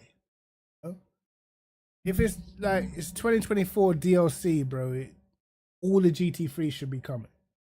When I do the math, I feel like I've kind of worked out the 2 GT3 cars we're probably not gonna get. Because if we go and say go have a look at cars that we already have on the game.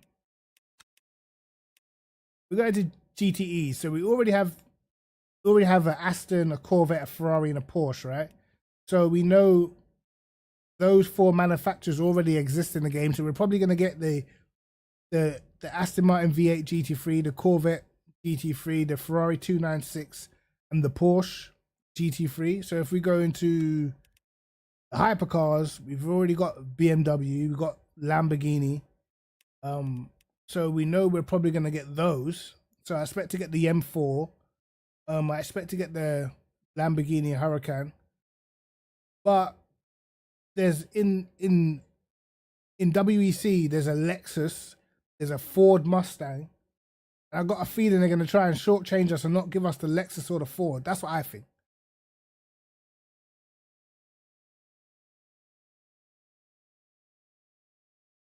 I know, but this is what I don't get, right?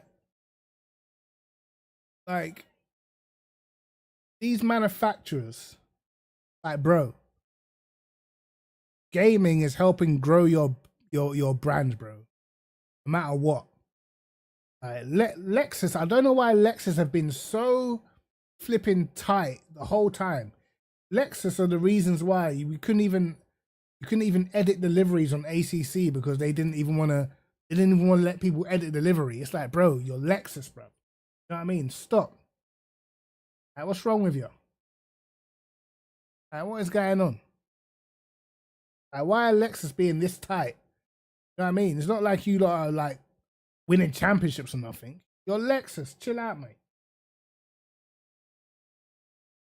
I feel like, I don't know, mate. Like, we're getting 7. Like, let me go to the official WEC page, bro. I'm going to figure out.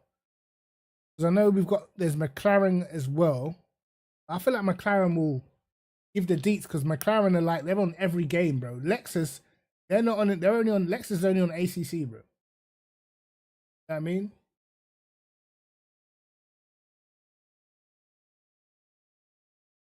I feel like McLaren, they're on iRacing. You know what I mean? They're on ACC. I don't think they've got an issue. Whereas Lexus, I don't know. Let's have a look at.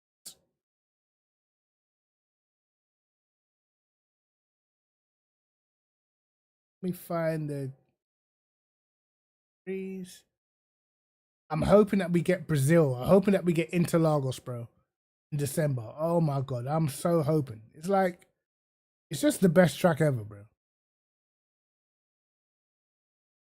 Really just is.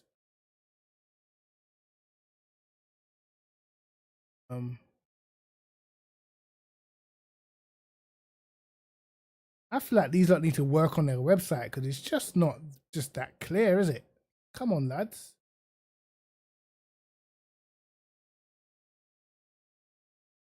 It could just be so much better, bro. I want to see photos. I just want to see the damn cars, man.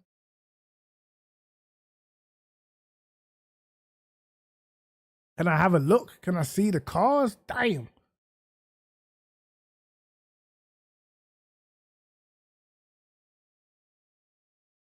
Aims. Can't see nothing. No picture, nothing. Oh my God.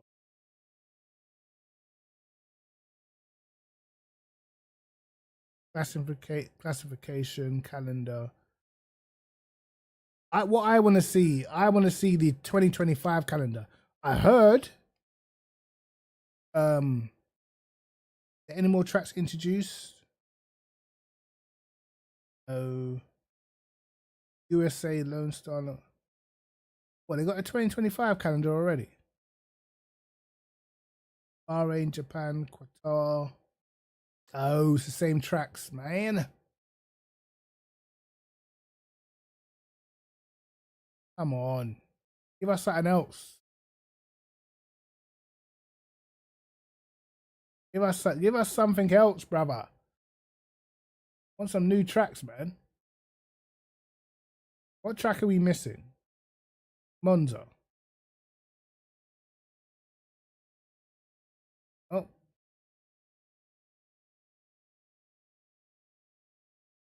You know what it is? They don't like putting the details of the cars in the games. That's what it is, bro.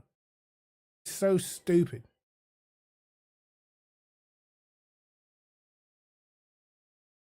So yeah, here's a list of cars: Aston Martin, BMW, Corvette, Ferrari, Ford, Lexus, Lamborghini, McLaren, and Porsche. And I think we're only getting Aston Martin, BMW, Corvette, Ferrari, Lamborghini, McLaren, and Porsche, bro. 1, 2, 3, 4, 5, 6, 7. I think we ain't getting Ford and we ain't getting Lexus because they're already not in the game. You know? All those other manufacturers are already in the game. They've already got the Aston Martin GTE. We've already got the BMW hypercar. We've already got the Corvette GTE. We've already got the Ferrari hypercar and GTE. You know? We've already got the Lamborghini hypercar. We've already got the Porsche. The only car that's not in the game already is a McLaren, but McLaren don't seem to be that stingy because they're pretty much in every game. So I can see the McLaren getting put in. The AMG is not in the real life championship, so not surprised that it's not here. But AMG should be putting their hat forward, in my opinion. I don't get what Lexus' problem is, bro. Like, fix up. You know what I mean?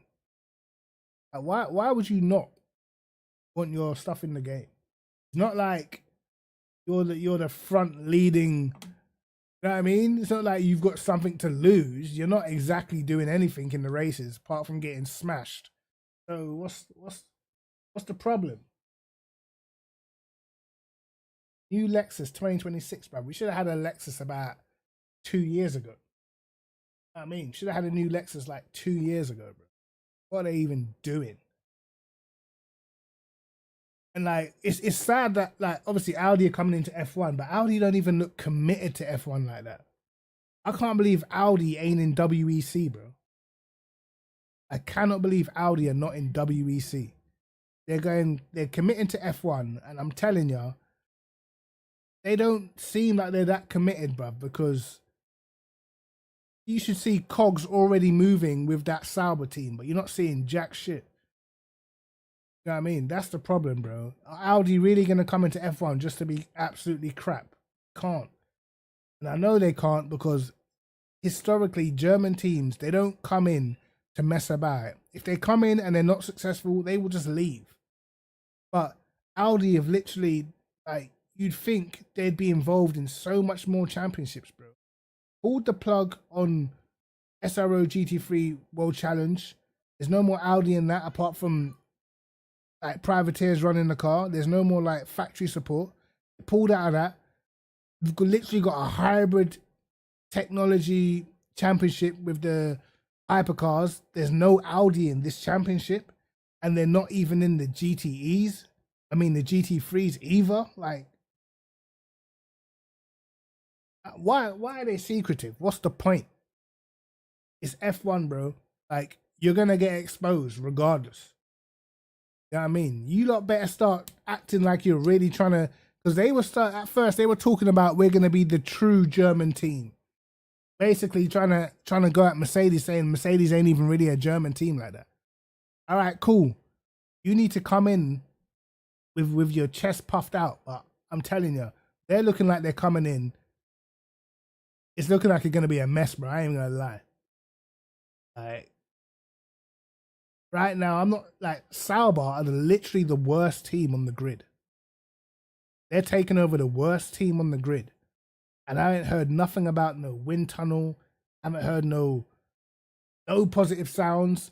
The people that were first, like, you know, the people that basically signed up for the F1 project, I swear they're not even there anymore. It's like different management. It's not looking good, innit? It's not looking good for Audi. Let's keep it real. So if they're not gonna put their best foot forward in F1, they should be in hypercars, bro. I'm telling you. All WEC really needs is to double the size of this calendar. This championship can take off, because I watch the races and the races are good, man. I'm telling you, their races are good.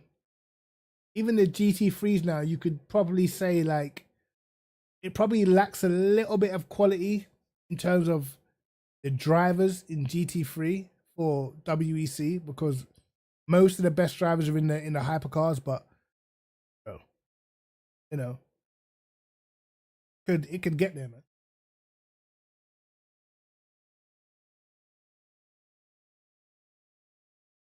Yeah, that's. I feel sorry for Science, bro. I'm not gonna lie, bro. I prefer IMSA or WEC. I prefer WEC because I think it's got the better drivers, isn't it? IMSA's still cool though. Like, in my opinion, Le Mans Ultimate should bring out a IMSA pack on this game if they have the staff and the funds to do so. You know? I do like the tracks in IMSA though, but I feel like the quality of driver is higher in WEC. That's what I'm all about. I want to see the best drivers, man. Because if you look, it's a lot of guys from, you know, the World Challenge GT3 Championship that's jumped into WEC. You know, a lot of ex F1 drivers, and you know what I mean. So I feel like the quality is just there. That's why I like it. You know, there's good drivers in there. But we shall see, bro. Like, when December comes, hopefully. Actually, I wouldn't even mind if we got Qatar, that track, because I feel like Losail was a good track as well. But, bro, come on, man. Interlagos. Sheesh. Interlagos and these hypercars. Oi. It's gonna be a movie, mate. Telling you. But yeah, bro, I feel sorry for Sainz, man. I'm not gonna lie to you. I understand he's not like a world beater, but he's a solid driver, bro. You know what I mean? Like, Sainz is a solid driver. My man's getting kicked out of Ferrari to go to Williams, bro. He is so cooked right now. He must be pissed. I got a question. Honest to God question, yeah? On 2020 form, bro. I'm not talking about the past. I'm talking about this season's form. If you was a Ferrari owner, would you sign Hamilton over Sainz, bro? In this season's form? Because I don't know. I'm saying on this season's form, bro, his form this season doesn't warrant no Ferrari move, innit? My opinion. That's my opinion, innit? He's obviously, it's Hamilton, innit? So you know what you can get with him if you're getting the Hamilton of old. But are we still getting the Hamilton of old? He's shown like he can still put races together like at Silverstone, Spa and stuff like that. But is it a thing where, I know the Mercedes is bad, but Russell is still getting semi-decent results, man. You know? And like for me, when a driver starts to lose it, you get up and downs, bro. Vettel, he had some races, even though he wasn't the same, he had some races where he was very good. Then he had some races where he was very bad, bro. And that is, for me, that's when he started to lose it. When I see him start, because remember, Vettel was one of the best qualifiers in F1. And I'm not talking about just getting pole. If you actually look at the statistics, Vettel was one of the most consistent qualifiers in putting all of his sectors together. He even had a higher percentage than Hamilton. He was one of the best at putting all of his sectors together. Once that started going, bro, I knew this guy wasn't the same. I was a Vettel fan, but I knew he's not the same, bro. There was just races where I expected more from him, and he just wasn't the same.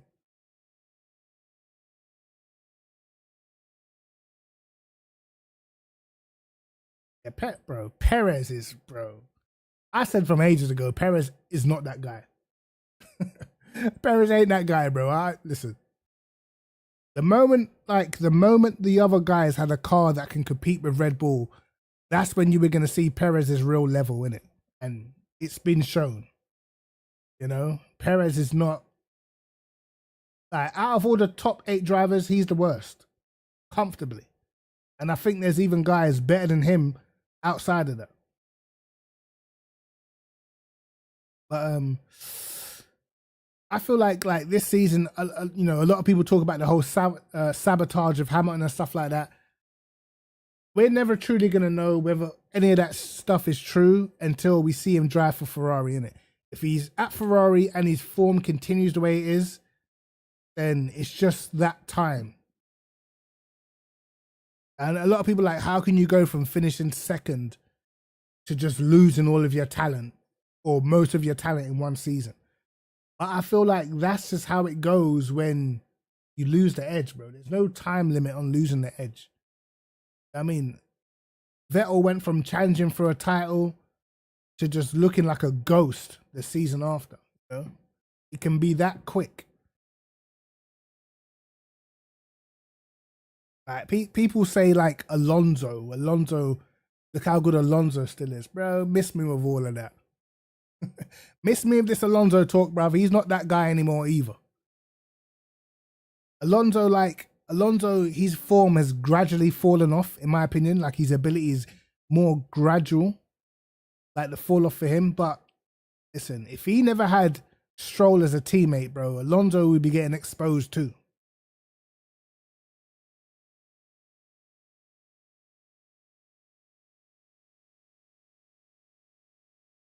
Yeah, Ferrari have improved. Ferrari definitely look better, but bro, I supported Ferrari for too long, bro. I know, like, there's too many false dawns, bro. Ferrari will be good for 2-3 races and then they'll just be nowhere. You know? They're never like, Ferrari are never consistent through a whole season. Never. You know what I mean? The last time they were consistent through a whole season was Schumacher days, bro. Or like at the end of the Schumacher era. Other than that, they are never consistent for a whole season, ever. And that was because back then they went outside of the normal regime and they brought a lot of outsiders in and they created a super team. Now, yeah, I don't have no faith in Ferrari like that, bro.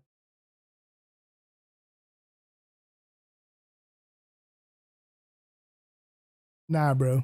I don't think so, bro. Alonso, he's not got the pace like that no more. He's not as quick. If you generally look at his qualifying performances, bro, he's not even that much quicker than Stroll. Stroll is garbage. You put Alonso up against any of these young guys, he's getting smoked. I'm telling you. He's not beating these young guys on pace anymore. He's probably smarter than them. He's got the experience, but on pace alone, which nowadays is important because a lot of the young guys, they've all got fast cars, bro. On pace, he's not doing it, mate. Nah, bro. The cars make the majority of the difference, but in a season like this season where a lot of the cars are close in performance, that's when the drivers make the difference. Car makes the difference when it's in the distance, when the car is just way quicker than anything else. But when the cars are close, that's when it's down to the drivers, bro.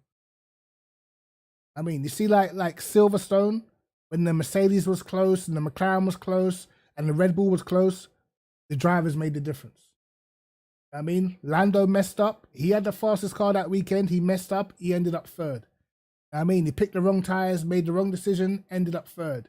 That weekend, they had the slight car advantage. If the cars made a difference, he should have won. But he didn't because he made the wrong decisions. I mean, and in the end, Hamilton won. Verstappen was chasing him down for second, and Norris in the fastest car was third, bro. I mean, that's the difference that the drivers make. When it's close, the drivers make the difference. I mean, just like Canada. Verstappen never had the fastest car. The Mercedes was faster, the McLaren was faster, but he made the difference. You know, otherwise, if it was just the cars, then how did Max win Brazil, you know? If it was just the cars. Because they weren't the quickest. They weren't able to get pole. I mean, the McLaren looked the quickest the whole weekend. But driver made the difference on the day, mate. I only think, like, obviously, I feel like having the best car is like 80%. But to me, when the cars are close, that's when it's down to the driver, innit? That's what makes a champion. That's why Lando is not that guy. Because when it comes down to the driver, he bottles it. I'm telling you, if Max was starting on pole and Lando was starting 17th, bro, this race would have been over. Like, it would have been done. The only reason why we're talking about Max winning is because Lando always gets a bad start. I mean, he's not definitive with his moves, made too many mistakes. And, you know, this guy's had the best car since what? At least like Miami times. He's had the best car now for the majority of the season, bro. He's won 3 races, man. Oh, the hypercar bop's very good. With the hypercars, a lot of it's about like learning how to use the virtual energy and stuff like that.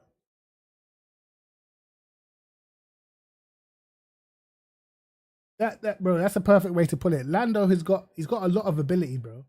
But to me, like, to be a champion, bro, you have to have that nasty streak in you. Lando has not got that. That's why I even think Russell has got more of a nasty streak than Lando has, bro. Lando's too passive, man.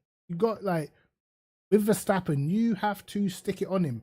And I agree with some of the things, like Verstappen knows who he can bully on track and who he can't, bro. You see, like, look what happened when Verstappen races Leclerc. There's none of that bully going on because Leclerc don't have it, bro. Leclerc will not have it. You know what I mean? That's why when you look when Verstappen races Leclerc, it's extremely different to when he races guys like Lando. I mean, he cannot bully Leclerc because Leclerc say, okay, remember what happened at Austria? What was it? Austria 2019?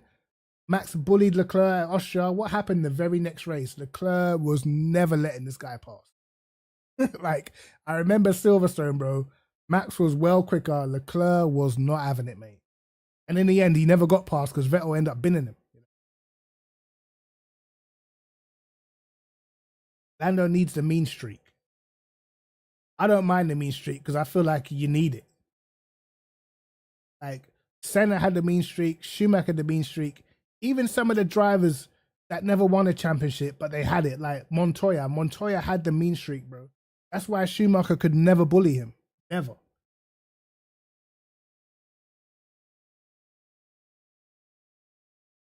Yeah, that's true, but there's only one way Lando's going to win this championship, and that's if he goes out and actually wins it, bro. He's got to actually go out there and send it, bro. That's the only way he's going to win it. Like, he's in a position where he has to win every race.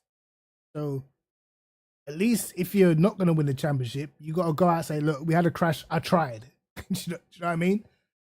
You got to.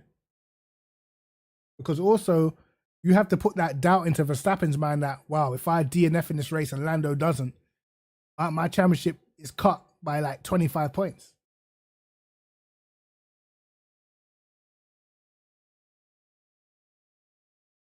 So I'm not sure he's got that championship mentality. For me, right now in F1, I feel like Verstappen's got a little bit of everything that all the others don't have in it.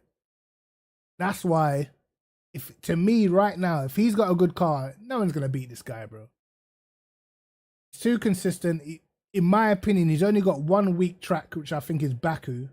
And 9 times out of 10, he just performs in it. And I don't feel like the rest of the drivers, 9 times out of 10, they perform. I feel like there's too many off weekends with these other guys, bro.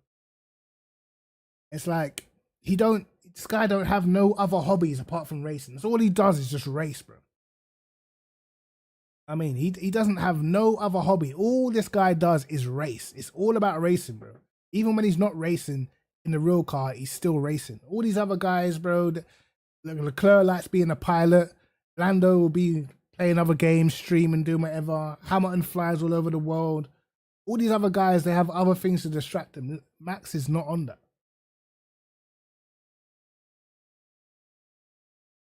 I feel like if the cars are like dead close, I feel like Max has got the edge. You know? Don't really bottle it. He will be as aggressive as he needs to be. I mean, he performs like 98% of the time. I mean, he's got the race pace, he's got the quali pace, he's got the nous, he's good. His weakness is when he doesn't have the car, but he's got something to hold on to, he gets desperate. Just like 2021, I said before. I mean, the moment he realized the Mercedes was too fast and he couldn't beat them on straight pace, he got desperate and then he got violent on the track. That is Max Verstappen's weakness. If he's got a car that is fast enough to win, I don't think you'll see him as aggressive because he knows he can do it on pure pace. But if he doesn't, he's going to have to do it by getting dirty. That's his one weakness.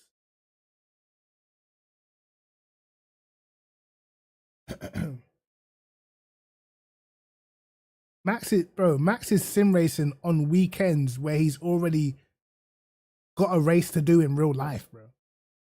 This guy is a no-lifer, like, just racing. Like, it's crazy. I think, bro, it's got to be some sort of advantage, bro, to just be so deep into racing that it is your hobby and it's your life. Like, there's nothing else, bro. Nothing. All this guy cares. I watched it. He's got a documentary. Me, Prenter, and Carl watched it, bro. Like, the same way how he is in F1 is exactly the same way how he is in sim racing, bro. Like, it's real to him. Do you know what I'm saying? It's kind of crazy, bro. Yeah, bro. They tried to, but he said like, nah, mate. This is what I do.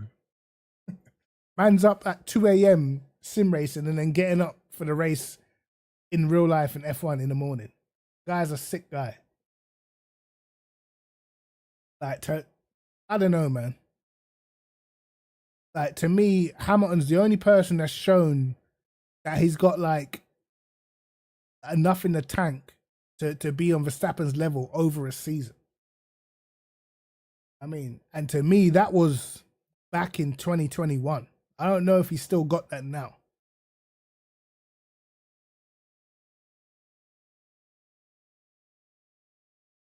I mean, and even in 2021, bro, I honestly thought that, okay, if we take away the last race where it was just bullshit, controversy, I felt like Hamilton at his absolute best would have won that championship earlier.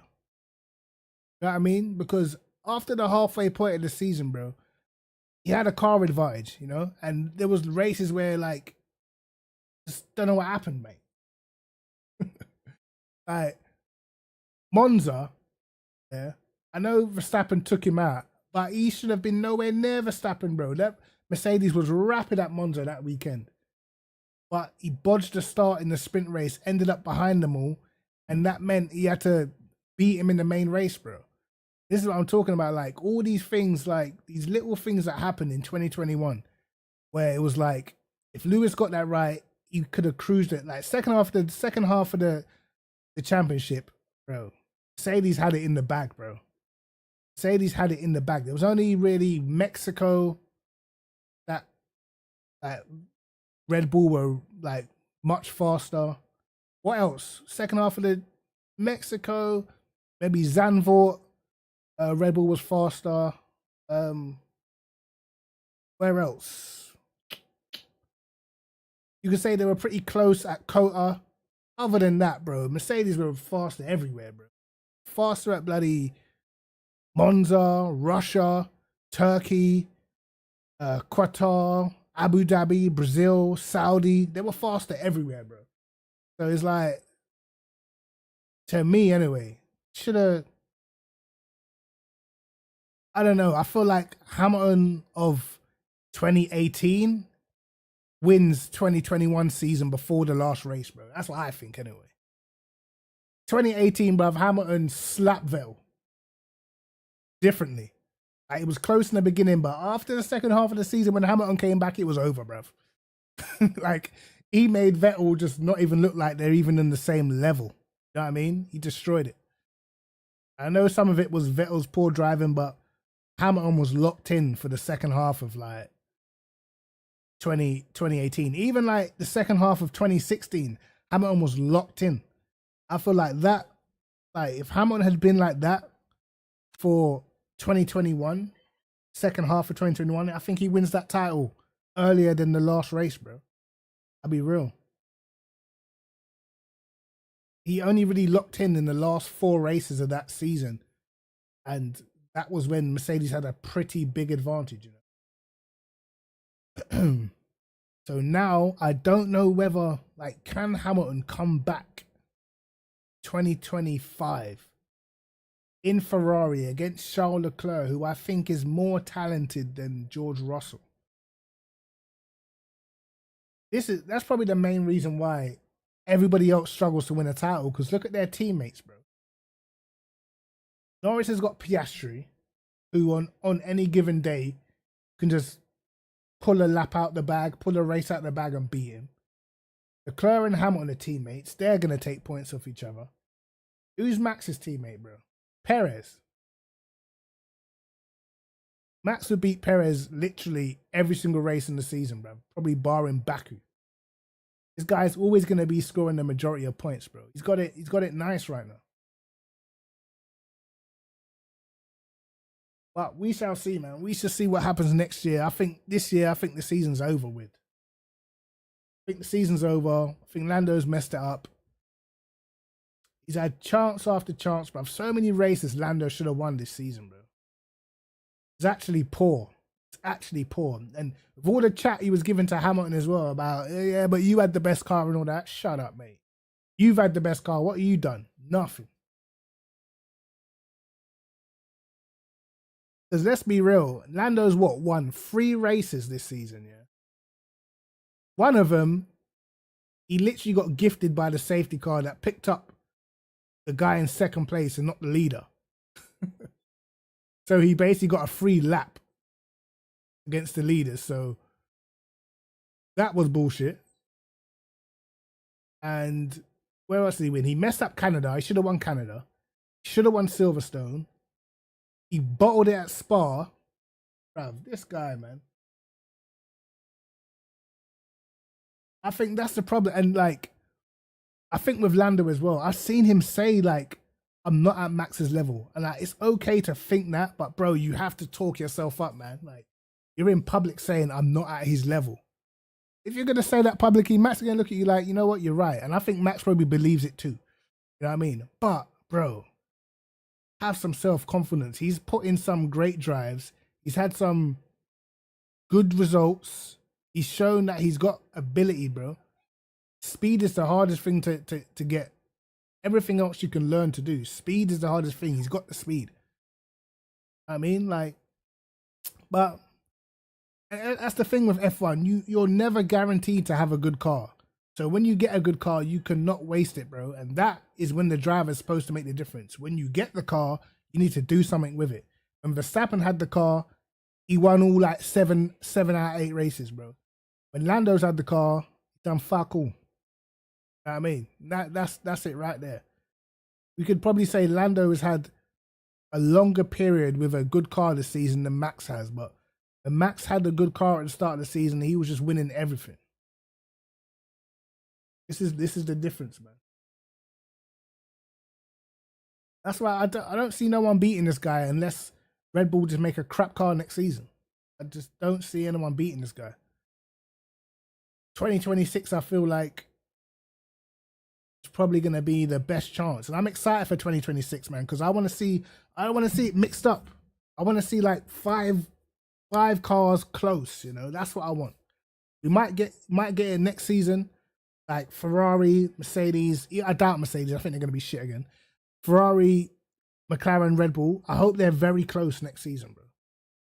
Because I feel like we've got majority of the best drivers in the best cars right now. So that's what I want to see for next season. Very, very close.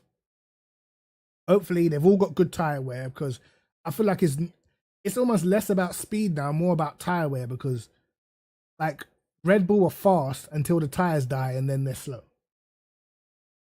Will we cook in 2026? I actually hope so. And I hope that they get rid of Stroll, because it's beyond a joke now, man.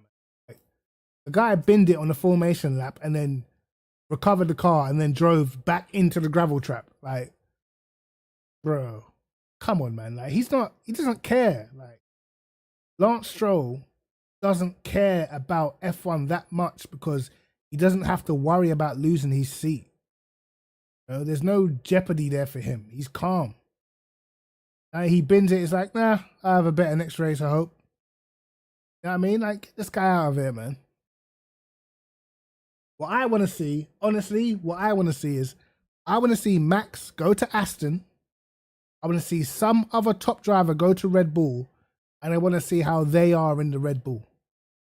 But I feel like the Red Bull was tricky to drive, innit? All these races where Max has been finishing like second and third and shit, I feel like he's been doing a job. Because the Red Bull, it's looked shit since, I don't know, probably since after Austria times. It hasn't really looked right, innit? It don't look that great to drive. I want to see some other top driver go into Red Bull. I want to see Max. Max, to me, for legacy, he has to go into Aston and elevate them. You know? That's what happens, bro. Lewis went to Mercedes. Well, I know they won with what's it called, with Braun and stuff, but still, they created a dynasty. Schumacher went to Ferrari, created a dynasty. I mean, I want to see dynasties, bro. New dynasties.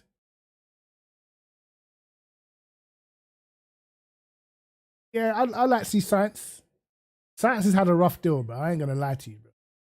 This guy gets kicked out of every team for no reason. I say he doesn't get kicked out, but you know what I mean? Like, he probably didn't deserve to lose his Ferrari drive, like, on performance. And I feel like Hamilton is under so much pressure next season. I don't feel like people even understand. I feel like his fans, his detractors, I feel like the man himself, his own belief, this guy has got pressure coming from everywhere next season, bro. And on top of that, he's got the most vociferous fan base and Ferrari fans there as well. And they'll support him as long as he's doing well. But just look at what happened to Vettel. As soon as Vettel started struggling, bro, it was a wrap. These guys did not respect this guy after. But for me, Hamilton's got so much pressure, bro. A lot of pressure. Because everyone who said he was sabotaged, they're expecting him to go to Ferrari and be absolutely back to the way he was. And if he's not, even for his own mindset, if he's not, bro, we're going to see the downfall. And he's going up against Charles Leclerc as well.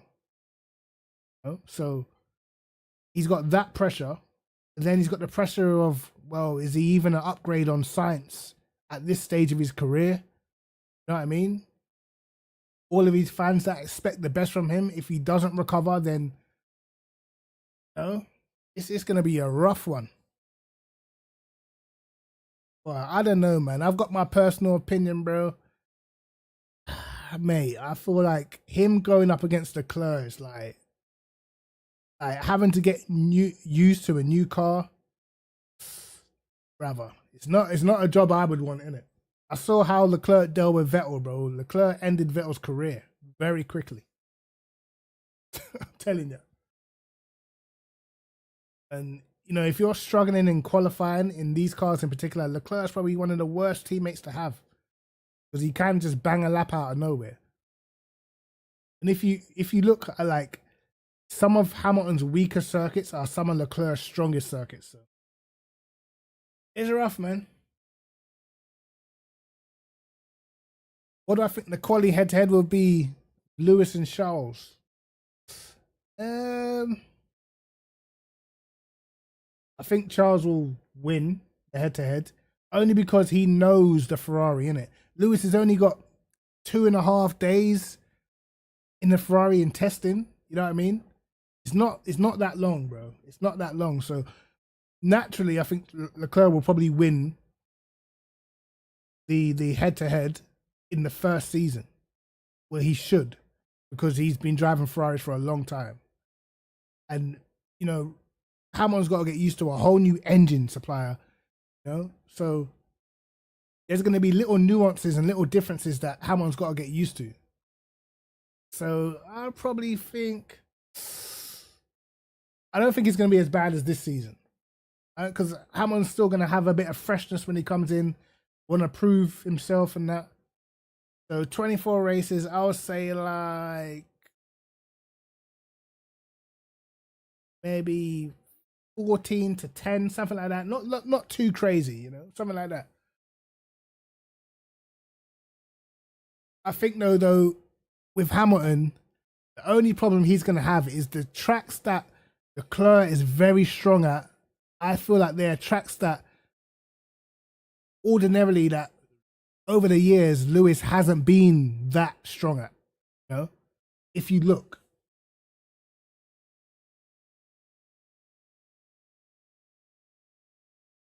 Nah. We don't, I hate when people say that Leclerc's going to get a good teacher, bro. Stop all that, bro. Stop all that, bro. Leclerc's way past that. He's way past that. This is what everyone thought that with Vettel. That, like, you know, like Vettel's there for the club, bro. I don't feel like this is gonna go the way a lot of Hamilton fans. He's not gonna be getting taught anything, bro. He's there to beat, man, just like Russell. You know what I mean? Russell not getting taught nothing. Russell's doing his own thing, mate. No one's teaching anyone anything. He's going there to win. He's gonna be trying to beat Lewis just like he's trying to beat Science now. Bro, you like. Tactics is all well and good, but at the end of the day, you can learn tactics, bro. You can't learn speed, bro. Exactly. Stroll has a good teacher. What's happening? Nothing. Stroll's had Vettel. He's had flipping Alonso, bruv. It's none of that shit matters, bro. Once you put the helmet down, you've either got the speed or you don't. Because how can Hamilton teach Leclerc anything if Leclerc's out qualifying Hamilton? Just like Russell. How can Hamilton teach Russell anything right now when Russell's outperforming him? He can't. You know what I mean? He can't teach him nothing. All that's going to matter is if Hamilton's still got the speed or not. If he's got the speed, then he can be up there. Then he can be in Leclerc's face, being a nuisance. But if he's lost speed, it's a wrap, bro. Just like for Vettel. You know what I mean? I knew Leclerc was going to smoke Vettel because I'd already seen certain things in 2018 that I knew Vettel was losing it a bit. I knew he was losing it a bit, bro. Telling you, I knew it. And when Leclerc came, I knew it was a wrap, bro. I knew it was a wrap. And like I said, Leclerc's best tracks are some of Hamilton's weaker tracks, bro. You know what I mean? If you look at the past, like Monaco is, to me, that's a weak track for Hamilton, bro. He's been in some of the best cars there, qualifying like 7th and shit. Like, no. Like, that's probably like Monaco, Baku, Austria, Bahrain, tracks where Leclerc's like super strong. That's probably where you're going to see the biggest differences. Tracks where Hamilton's extra good, like Canada, Silverstone, Austin. And this is what I'm saying. If you look like for like this season, some of those tracks Russell's been out qualifying Hamilton at. Now, to me, that tells me either the car's that bad, bro. But even in a bad car, if you look in the past, Hamilton was always the guy to still be the front runner of the team. But now he's getting beaten at tracks that I know back in the day people could not touch Hamilton on, bro. Silverstone, if Hamilton had a good car, it was a wrap. I don't care what anyone says. No one was beating him if he had a good car. If you had a good car at Canada, you're not touching this guy. You know what I mean? Like some of these tracks now, we're starting to get out qualified, and this, I don't know, I feel like there's a little bit of questions that we're going to get answered in 2025, bro. But if you're gonna pick a teammate, there's a couple of teammates you don't want. You probably don't want Max as a teammate. You don't want Charles Leclerc as a teammate in terms of just raw speed. You know what I mean? In terms of raw speed, you don't want these guys as a teammate. Like even Russell. Russell's a tough teammate. And I feel like Russell would smoke Alonso in the same car right now. I don't feel like Alonso's got the out-and-out pace anymore. He's still very good. He's still very smart, but he's not got the pace like that no more. Not against these young guys, bro. And like, to me, it's like it's natural evolution. Natural. It is natural that the older you get, you are going to slow down. All these fans that just keep expecting these guys like Hamilton and Alonso to stay fast forever, it's not realistic, man. Even if you look on the game, we're just playing the game. We're not actually, in the car getting thrown about. But even when you look at the young guys coming in now, look how fast they are. All the guys, when I did the GT3 list, look how young all the fast guys were. They're all young. It's literally no different. I think Russell's faster than Lando. I think it's close. I don't know. I think it's extremely close. But I feel like Russell's got a bit more about him, though. I think Russell's got a bit more edge to him than Lando does. Russell, I feel like he could get spiteful if he needed to. He's probably, he's made a few mistakes as well. But let's not forget when they were in F2 together, and Russell beat him, didn't he? Russell won the title over Lando, didn't he? So I don't know, man. I think it's close, but I feel like he's got the pace. Russell's a very, very good qualifier, though. He's a very, very, very good qualifier. And Leclerc is a very, very good qualifier as well. But where I've been a bit disappointed with Charles Leclerc is sometimes when the car's not there, he underperforms, isn't it? I mean, to be honest, Charles Leclerc and Lewis Hamilton are probably right now very, very similar. They got the car they want in qualifying, they're monsters. But when the car's not there, bro, anything can happen.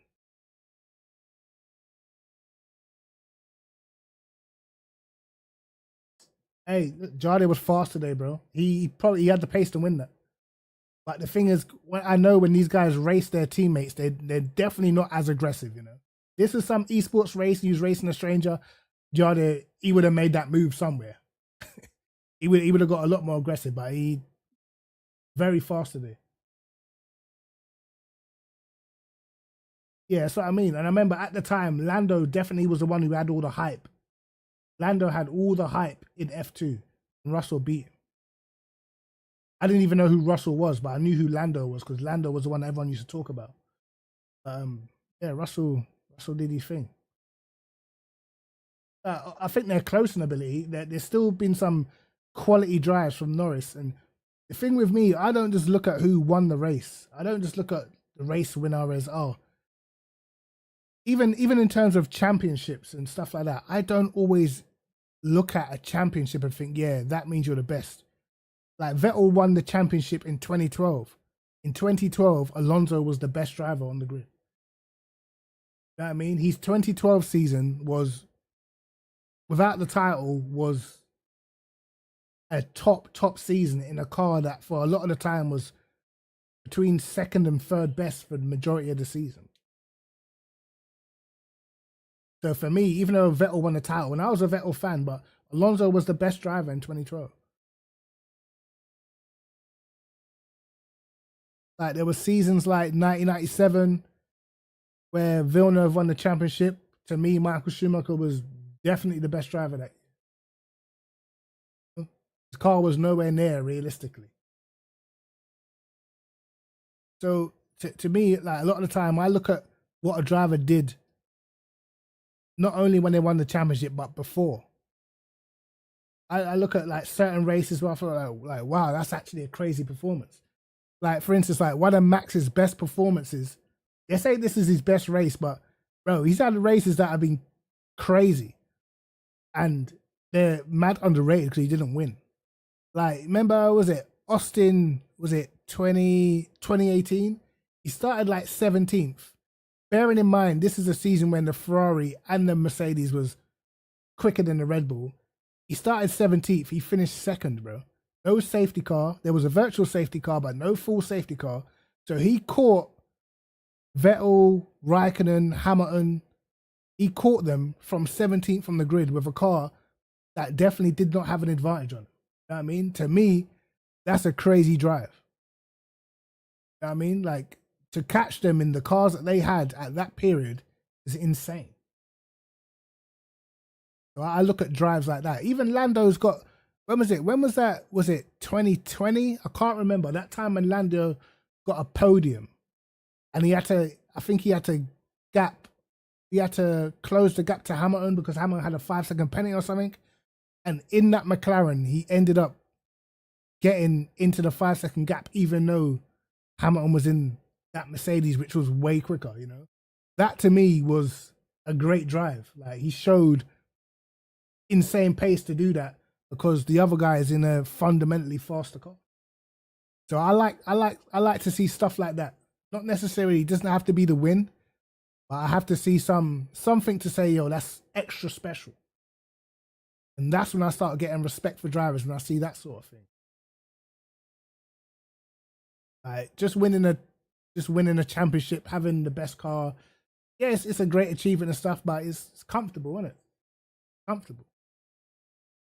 Like for me, I feel like if Max Verstappen kept on winning comfortable championships, he'd end up losing something the next time he has to get into a real battle. You know? We will see, man. We'll see. Next year, this year, championship's done. It's over. Finished. Finito. Done and dusted. Worn and rusted, mate. Next season, let's see. Next season, I'm ready for it. I'm a call a champion right now.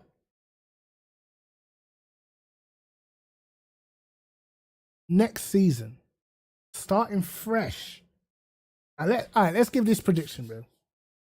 Let's say McLaren, Ferrari, Mercedes, Red Bull are all within 2/10.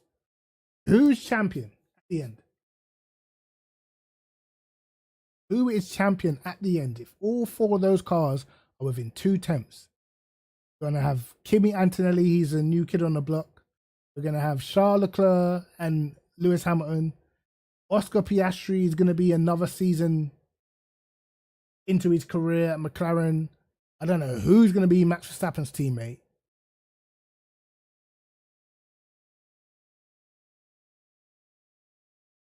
I think that the advantage Max has is his teammates.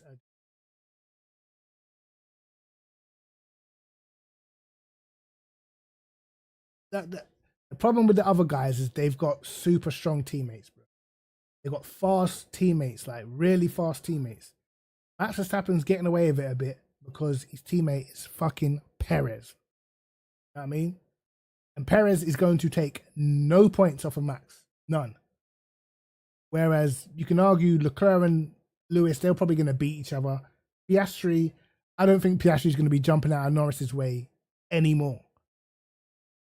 So,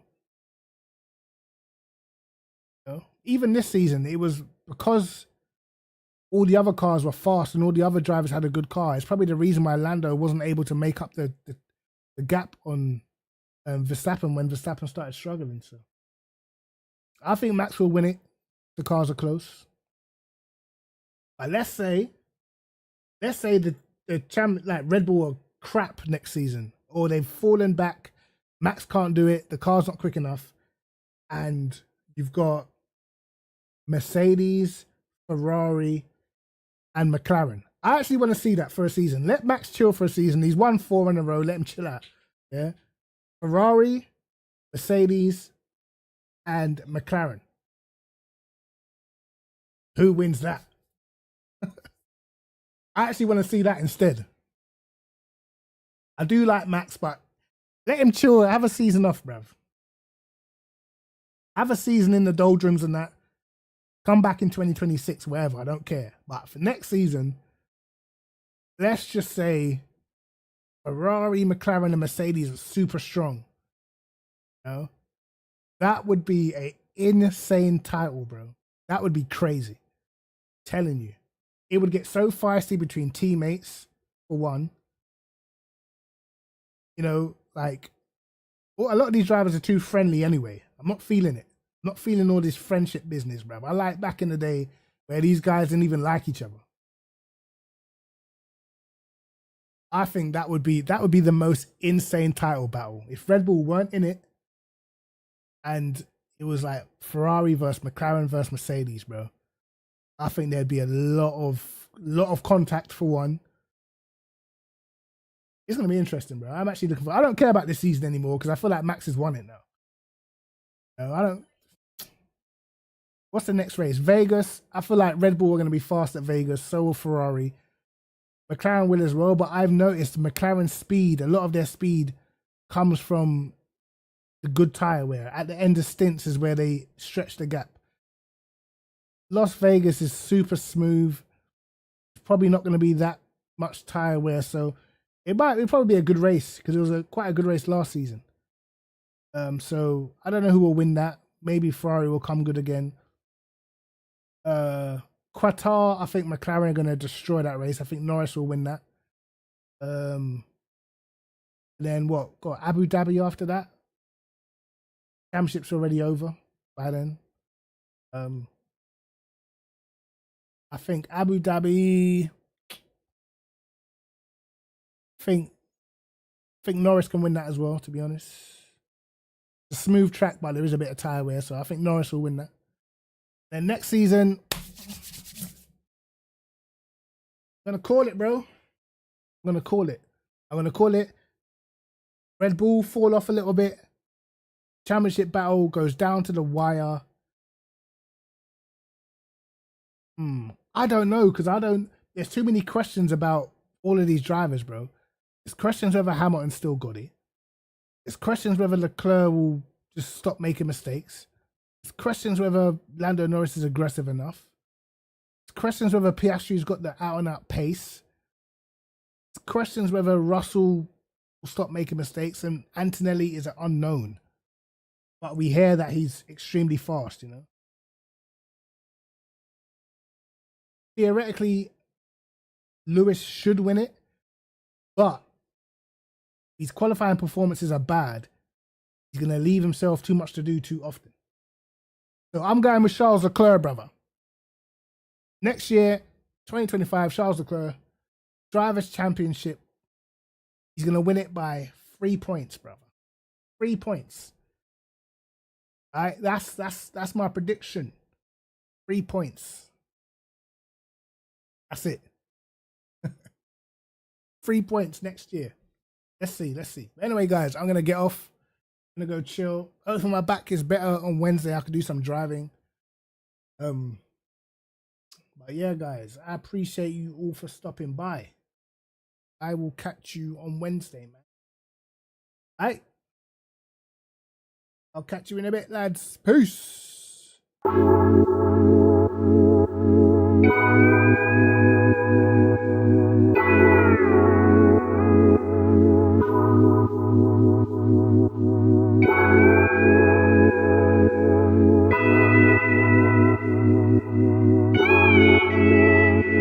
Cryptic TMG made it home.